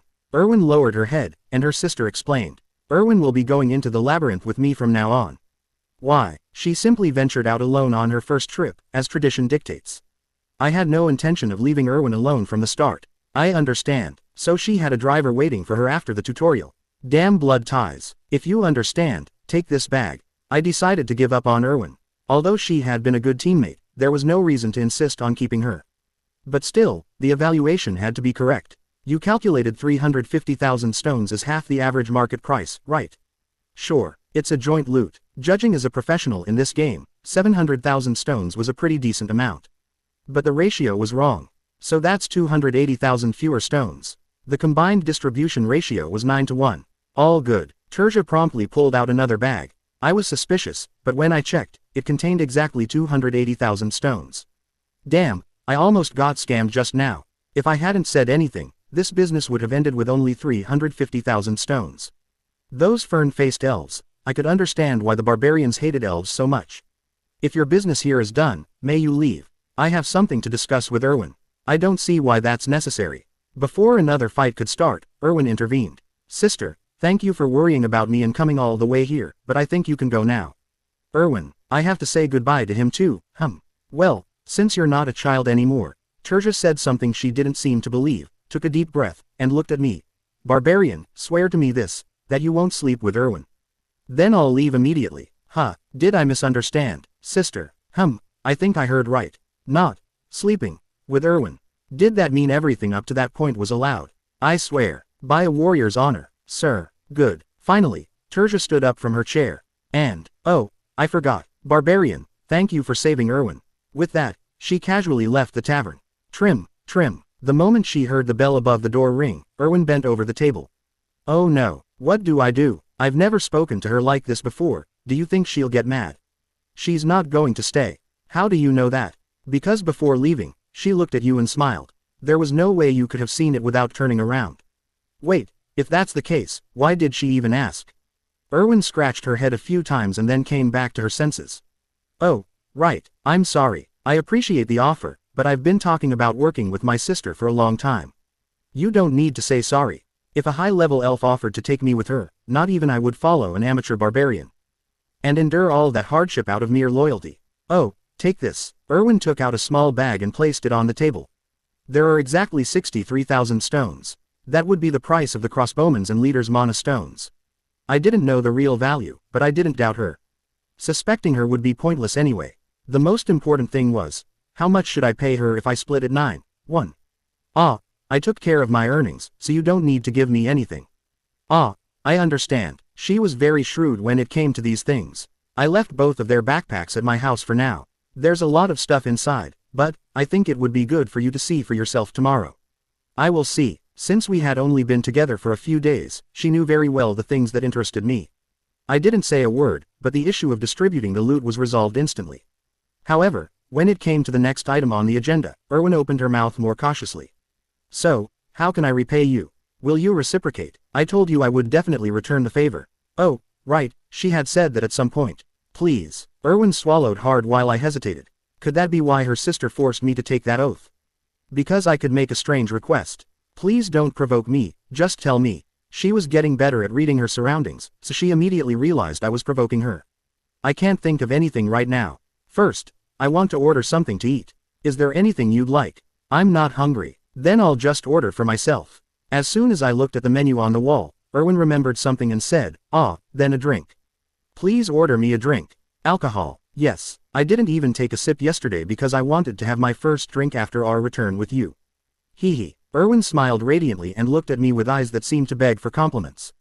A return drink? I had forgotten about that tradition. Well, this was a little different from having a can of beer after work, but still. For these otherworldly beings who grew up exclusively on the sacred land until they reached adulthood, their first drink upon returning likely held greater significance than one might suppose. But what should I say in this situation? That is great. That's when you should say thank you. Thanks. You're welcome. We were comrades who went through a lot together in the labyrinth. Of course, we should have our first drink back together. What did she want from me? While I was thinking about this, Erwin scratched her cheek. Of course, for you, this won't be your first drink of pleasure. What do you mean? This is my first one too. Same. Why is she surprised? I told you I'm 20 years old too. That wasn't a joke. It's no wonder she kept calling me sir. This was the first time I'd ever been in a labyrinth. I see. Wary of my reaction, Erwin went to the waiter and started ordering on her own. The food arrived about 20 minutes later. Sir, you worked very hard. I think she'll keep calling me that. Okay, fine, do whatever you want. We won't see each other for a long time anyway. You worked hard too. We talked, ate, and drank. In the labyrinth, we only spoke when necessary, so this was the first time we had such a personal conversation. But it couldn't last forever. Sir, you're wearing a shirt today. Yes, and I'm wearing a skirt. Enough small talk. Erwin, you said you would return the favor. What? Oh yes, I said. So, use the skill you used back then right now. Erwin tilted her head. I wasn't sure if this could truly be called a reward, but it was important to me. What was the difference between the essence found in the game and the essence of real life? I needed to know beforehand, as I might need to modify my evolution strategy. But why this all of a sudden? There's something I want to check. But it's illegal to use your powers in the city. I'll be taken away by the guards. So that was the reason why skills couldn't be used in the city when you were playing the game. So there was no way around it. While I was thinking about it, Erwin made a suggestion. How about we go somewhere where there aren't many people? Oh, my house isn't an option. Other races aren't allowed in. It seemed the elves had their own quarters. What could we do? Should I take her to a dark alley? Erwin was the one who found a solution to the problem. That leaves us with your room. Okay, this works. Chapter 18. Raftania 2 quarters. Upon returning to the inn, I observed Erwin's slightly drunken body. Of course, the oath I made with her sister would never be broken. Although an oath in honor of a warrior meant nothing to me as an empty warrior shell, but still. Erwin, relax a little more. But even if you say that. Currently, I was forcing Erwin to stretch. My shoulder. I think my shoulder is going to fall off. I've never been able to cheer like this since the beginning. I swear. He is sure. Why yes, I swear by my clan's name. As soon as I relaxed my hand, Erwin immediately fell onto the bed. I don't think open black lens bracket flexibility plus 4 close black lens bracket made a big difference. Well, that was the same as in the game, at least. Are we finished? Yes, you can rest for now. Dungeon and Stone was an unfriendly game. This was obvious just by looking at the statistics. Open black lens bracket physical close black lens bracket, open black lens bracket spirit close black lens bracket, and open black lens bracket special ability close black lens bracket were the 3 main attributes. But, if you click the plus button next to them, thousands of detailed attributes would be revealed. For example, if open black lens bracket strength close black lens bracket, a sub-attribute of open black lens bracket physical close black lens bracket, increased, the weight you could carry, your physical attack power, etc., would be adjusted. Open black lens bracket flexibility close black lens bracket. This slightly increased your dodge chances and critical hit rate. Open black lens bracket vision close black lens bracket. The range of long-range weapons and the character's visual range increased. Open black lens bracket sense of smell close black lens bracket became a factor in related special abilities, and open black lens bracket accuracy rate close black lens bracket was exactly what the name suggested. Therefore, Even if the physical attribute was still at 50, the character's abilities could be completely different depending on the detailed attributes. And just so you know, this is something I discovered on my own. It was information that neither the game company nor any foreign user provided me, so I had to conduct numerous experiments and create my own statistical data, all with the sole purpose of beating this game. Damn, back then, I never dreamed that this passion would turn into poison and come back to bite me in the rear. Finally, I'm getting annoyed again. Once again, I was approaching 9 years as a true expert. However, I still didn't know the effect of some of the statistics. A prime example was open black lens bracket obsession plus 7 close black lens bracket, found in the essence left by the Goblin Archer. Everything about this statistic was a mystery, except that it was a sub-attribute of the spirit statistic. Erwin, you make me nervous every time you sigh like that. Couldn't you just not say what it is? Has anything changed since you left the labyrinth? Like something that keeps popping into your mind, a desire that's hard to shake off, something like that. I don't know. Maybe. What is it? Tell me. Snacks. Yes, snacks. Looking back, as soon as I left the maze, I bought a bunch and ate them all. Did you used to dislike sweets? No, I loved it. Still, I think it was the first time I ate so much in one day. I understand. Perhaps obsession made a desire stronger. That's why it didn't have a special function in the game. This made my head hurt even more. It seemed that, because the game had been adapted to reality, additional functions might have been added to the more detailed statistics. Or at least, that was true for flexibility. In the game, the more natural someone's movements were, the easier it became for them to dodge an attack. If the situation was right, it might even be possible to move in a way that wouldn't otherwise have been possible and inflict a fatal wound. But was that all? For example, open black lens bracket greater flexibility close black lens bracket would make it easier to get into tight spaces and absorb the shock upon landing better than before. This kind of thing wasn't obvious in the game. So, in the future, I would have to reassess my progression strategy and take all these factors into consideration. Sir, I'm sleepy now. Oh, did I let her rest for too long? His eyes were already half closed. He still wanted to check if there were any problems with using an active ability, how long it would take before he could use it again, and things like that. Okay, go to sleep. Yes, I put out the fire and lay down next to Erwin. Erwin didn't find it strange, and neither did I. In the labyrinth, we had shown each other all sorts of embarrassing situations. It would be stranger to feel uncomfortable about something like this now. Honk. Even though I slept for so long, my eyes closed again. Terja's words about not sleeping with Erwin came to mind, but... I don't think I need to worry about that. That's probably not what she meant anyway. 7:35. I woke up quite early in the morning. Or, well, since I had practically slept for 2 days straight, early wasn't exactly the right word. Sir, water. Erwin had also just woken up, so we had a quick meal on the first floor after washing our faces. Then we headed to Erwin's accommodation. Since the city was so big, it took more than an hour to walk there.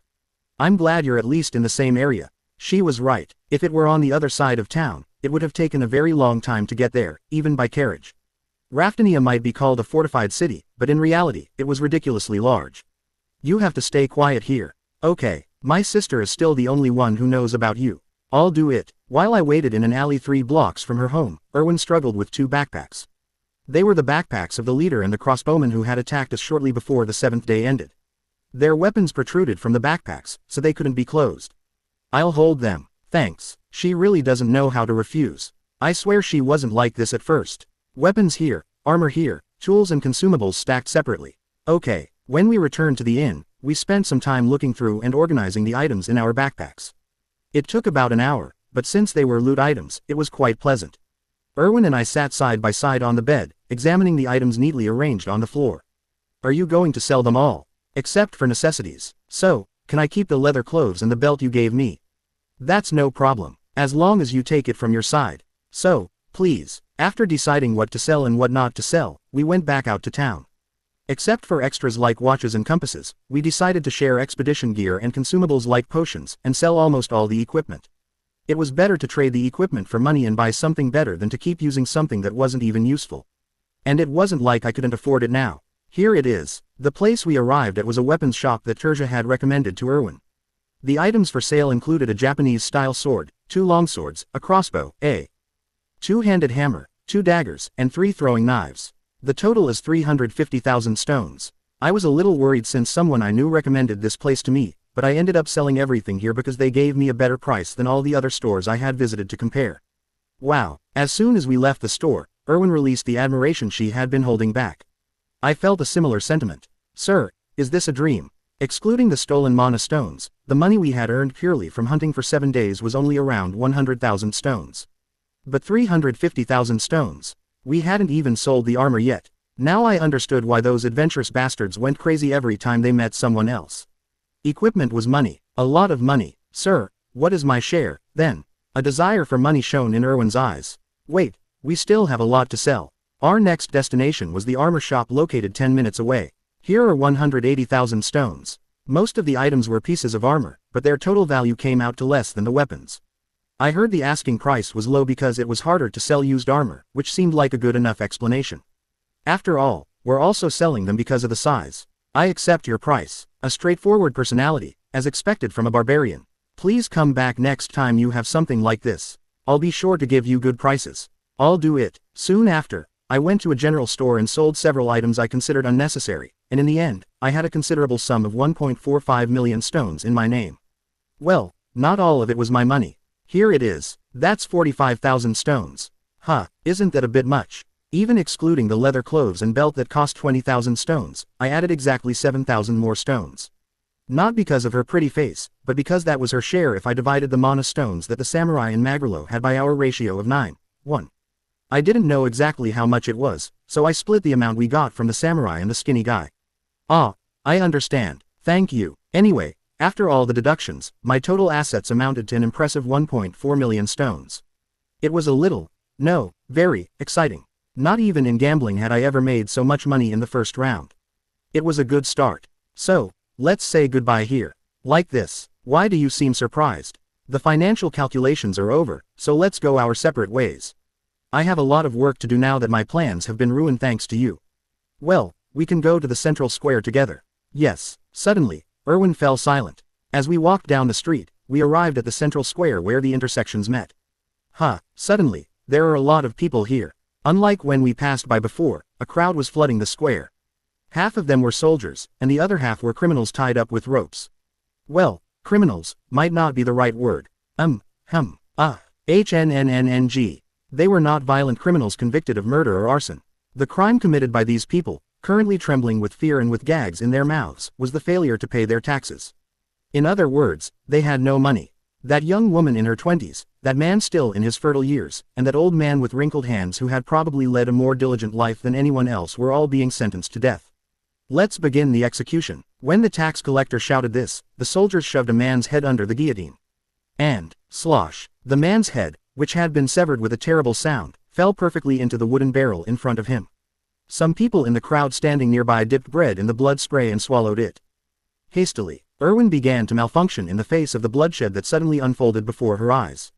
What is this? Why are they dipping bread in human blood? There's a superstition that drinking the blood of a person executed by a tax collector will bring you wealth. Erwin frowned as if she couldn't comprehend it. It seemed more shocking to her than cutting off someone's head. Erwin, how much is the first year's tax payment? For non-human races, that's 700,000 stones. I understood. In the game, there were 600,000 stones. There was a slight difference, but it was more or less the same thing.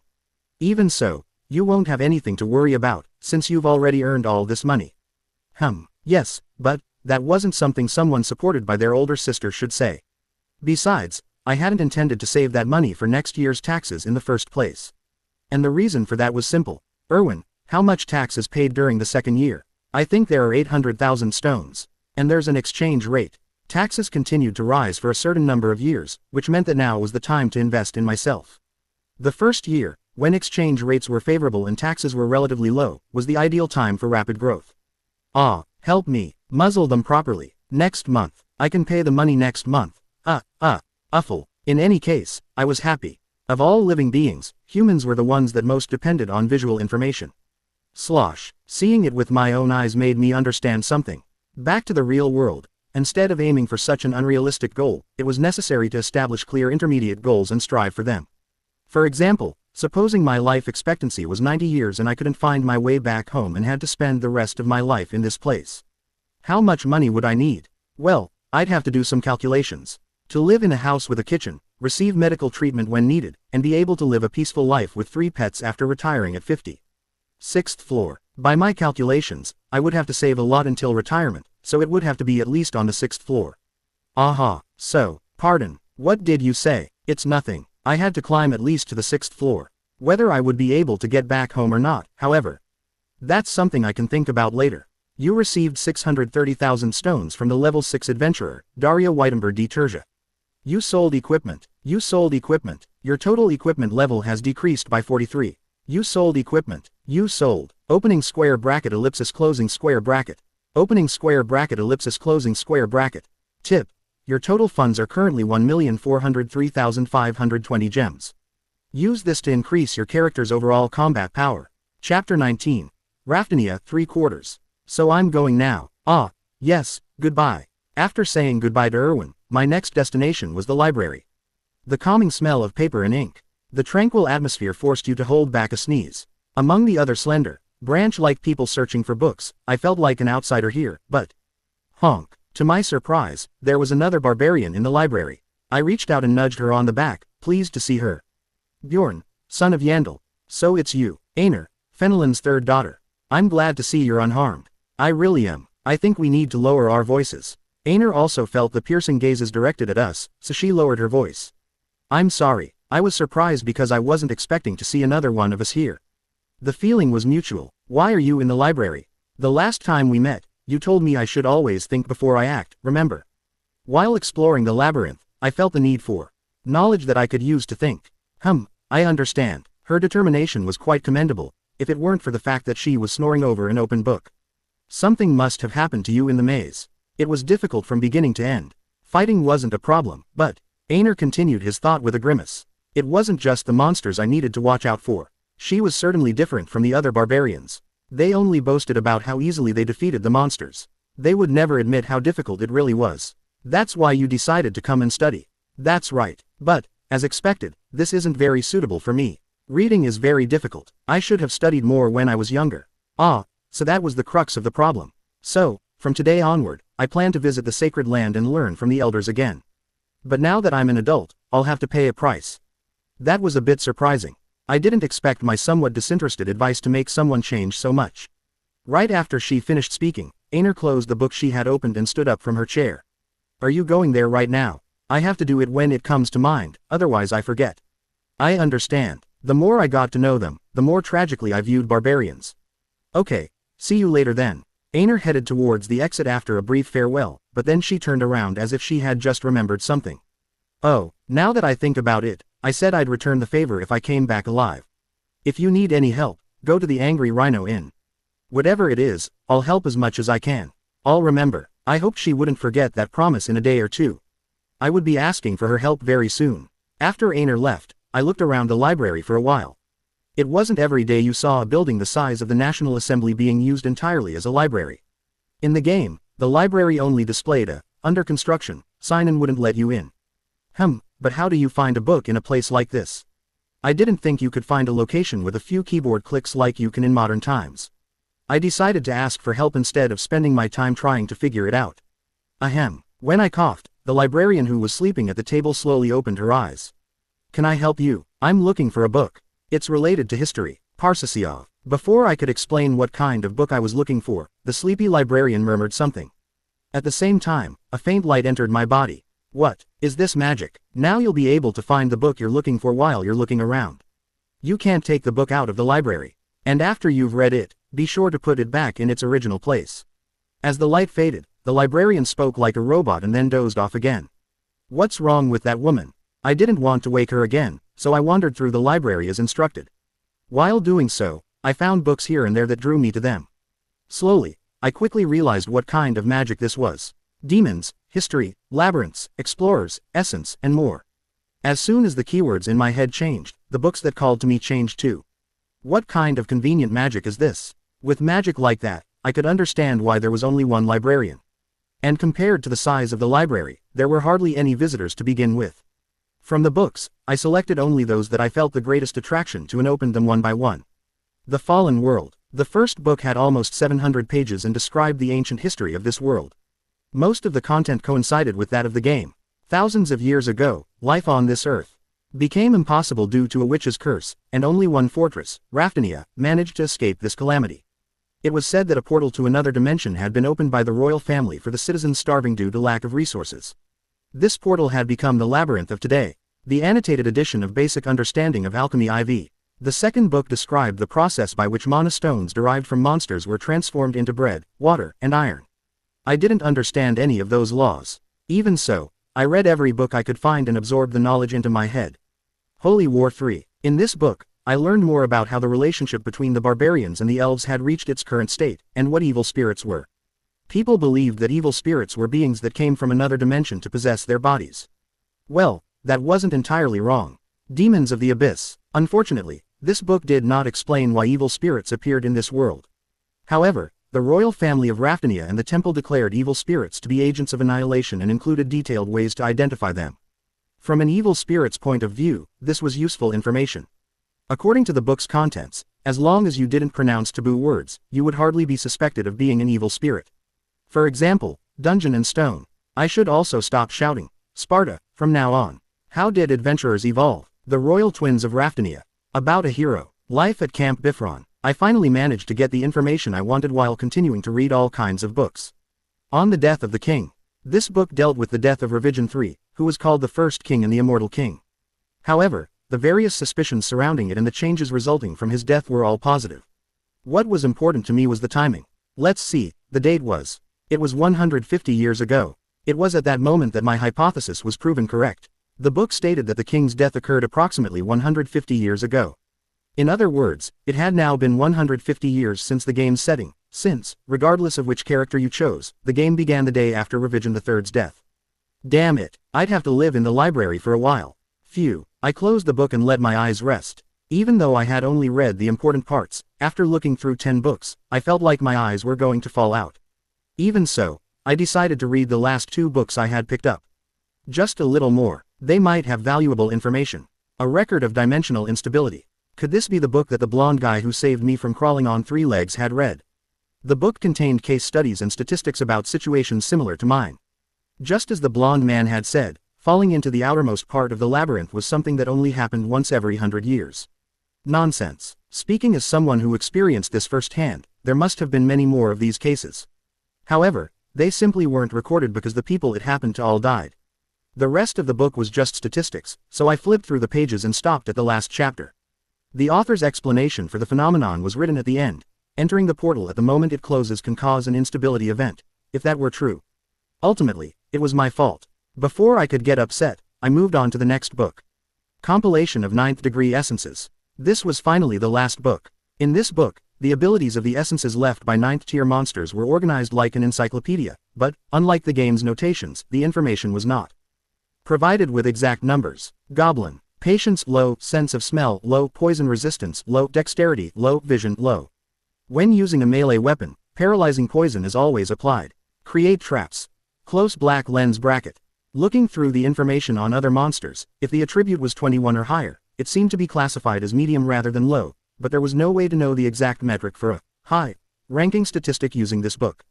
According to the information on the first page, it seemed that information on creatures above rank 8 had to be purchased from an adventurer's guild. Phew, I closed the book and stretched. Time flew by, and now it was dark outside the window. It was almost closing time for the library, and there were hardly any visitors left. I put all the books I had read back in their original places and returned to the inn. After a simple meal, I jumped into bed. With that, my 3rd day in the city had passed. 27 more days to go. The labyrinth opened at midnight on the 1st day of each month. A month here had exactly 30 days, so that meant I would have to enter the labyrinth again in about 4 weeks. What could I do in the city for the rest of that time? No, what should I do? As I organized these thoughts in my head, I quickly fell asleep.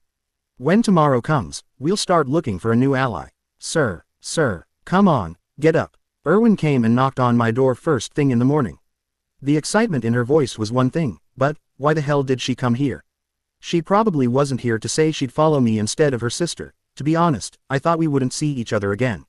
What it was, look, I managed to get a contract. As soon as the door opened, Erwin began to chatter.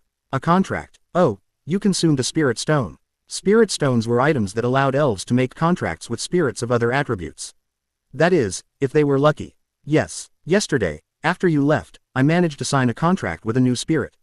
You were lucky. Spiritual stones cost around 150,000 stones in the game, and the success rate was only 10%. It must have been the equivalent of betting all her savings, but she succeeded. Yes, I used the ones my sister bought for me, and after about 10 tries, it worked. Damn, was she here to provoke me? Like a barbarian who had just inherited this body, I suddenly felt helpless.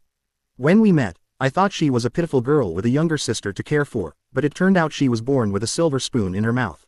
Her bow and arrow were probably given to her by her sister as well. Anyway, it seems you made a deal with a wind spirit. Yes, I was lucky in many ways. Because fire and wind go well together. Okay, let's cancel the summons first, I said with a sigh.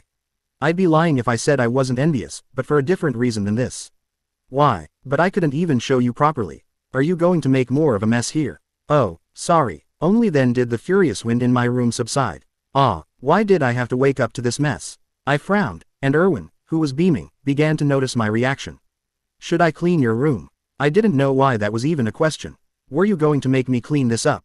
Upon nodding, Erwin quickly tidied up the messy room. Surprisingly, it took less than 10 minutes. She had said she was good at cleaning and laundry, and it seemed to be true. Not a single movement was wasted, just like a master with a martial arts manual. Should I clean a little more? Ellipsis. I'll clean more. No, that's more than enough. To be honest, I wondered if it was possible to tidy the room any further. For some reason, it seemed cleaner now than when I had just arrived. Well done, let me give you a compliment. I also have a favor to ask you later. It seems I haven't said this yet. Congratulations on signing a contract with a new mindset. Hee, thank you. Did you have breakfast? Not yet. We went downstairs to the first floor to have a meal and chat. What can you do with a wind spirit? Changing the trajectory of an arrow that has already been fired, or making it go much faster, things like that. Compared to what I expected, this was a very simple and straightforward effect. Wouldn't it be possible to spin arrows to make them penetrate deeper, or silence the arrows while they were being fired? If either of those things were possible, their combat power would increase even further. Oh, I hadn't thought of that, but it must be possible. What's wrong with her tone of voice? That gets on my nerves. Anyway, it's good that you're here. When we're finished eating, we'll go back upstairs. Excuse me, why? We need to do something in the room. Erwin tilted her head. It seemed she had no idea what I was talking about. You didn't think you'd paid off all your debts last time, did you? Excuse me, I didn't pay it off.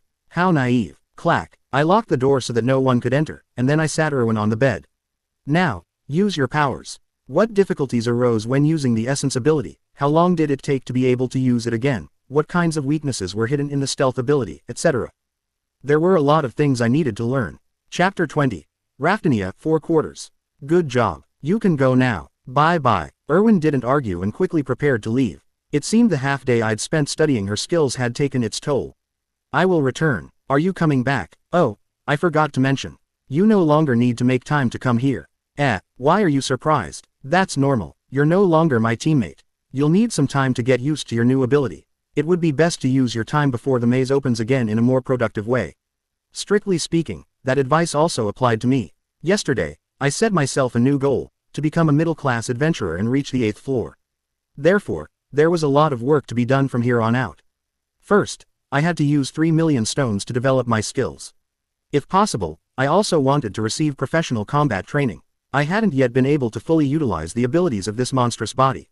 Furthermore, I needed to acquire knowledge and common sense of this world by reading more books and spending as much time as possible exploring the city to adjust to its prices and culture. In short, there was no point in messing around with Erwin. Yes, that's true. You said you have a younger sister. You should spend time with her, since you'll be back in the maze in 3 weeks. Okay, Erwin nodded with a grim expression on her face. Could it be because I was her first ally? She seemed to have some strange fantasies about me. To be honest, I could kind of guess what kind of fantasies those were. But purely business relationships lasted longer. I plan to stay here until then, so if anything goes wrong, don't hesitate to contact me. I'll help as much as I can. Seriously, aren't we comrades? Hee, we are. Okay. As soon as I dropped that extra comment, Erwin left with a satisfied expression on her face. She was still easy to get along with. Given how things had unfolded, I decided to keep this friendship with Erwin going. It was also a form of networking. I might not have blood ties here, but relationships with locals could be built. Perhaps they would be useful someday. Does that make me a social opportunist? Well, so be it. This wasn't the time to be picky. After a quick shower, I went straight back to the library. I read books for about 5 or 6 hours, after the lazy librarian I'd seen the day before cast her spell on me. Is there a restaurant around here that sells beef stew? It was a bit late, but for lunch I went to a cheap-looking restaurant and settled on a thick stew and some slices of bread. The price was 450 stones.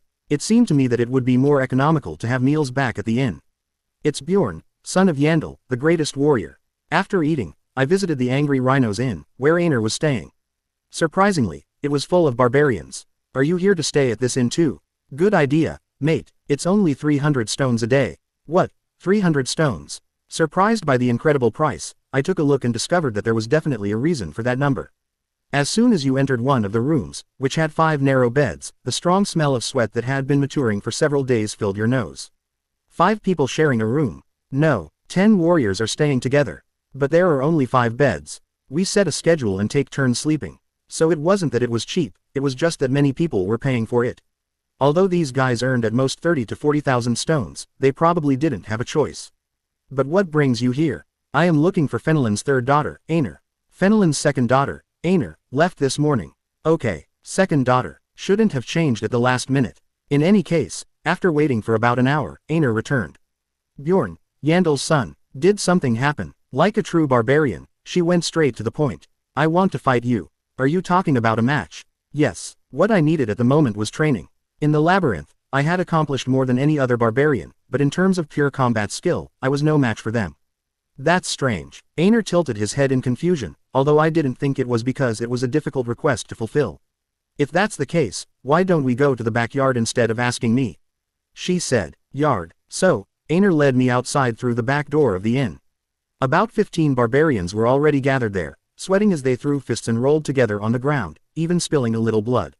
Ha ha ha ha, that was a really strong punch. Yours was too. It's no wonder it was so noisy the whole time. While the elves only talked about the voices of spirits, this was the daily life of the barbarians. As I watched the barbarians sporting wide grins and fighting as fiercely as if they were facing long-standing enemies, Einar asked, is there any reason why you have to fight me? Actually, there wasn't. I just thought Einar would grant my request. But it would seem strange if I said no here. Because you're the only one who uses a sword. Do you want to learn how to fight a swordsman? Yes, if that's the reason, fine.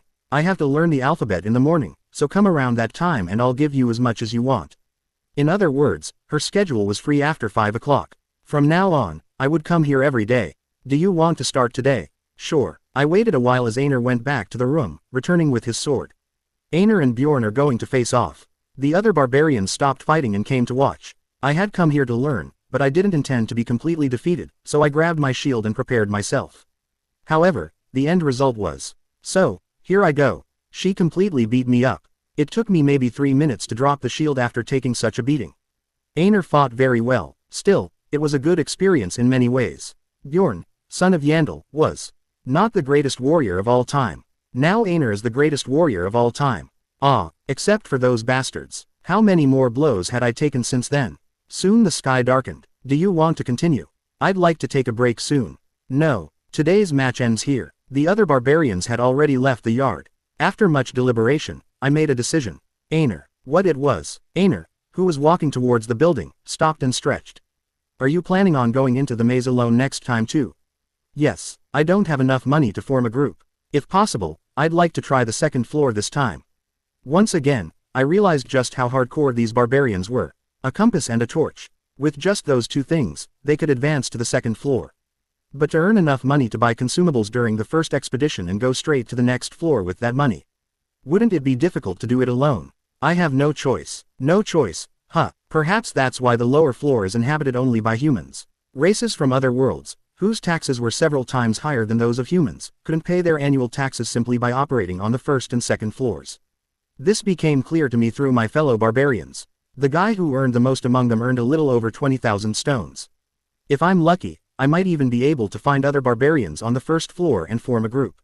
I understood. So, what did you mean? While my point was dragging on, Einar got straight to the point.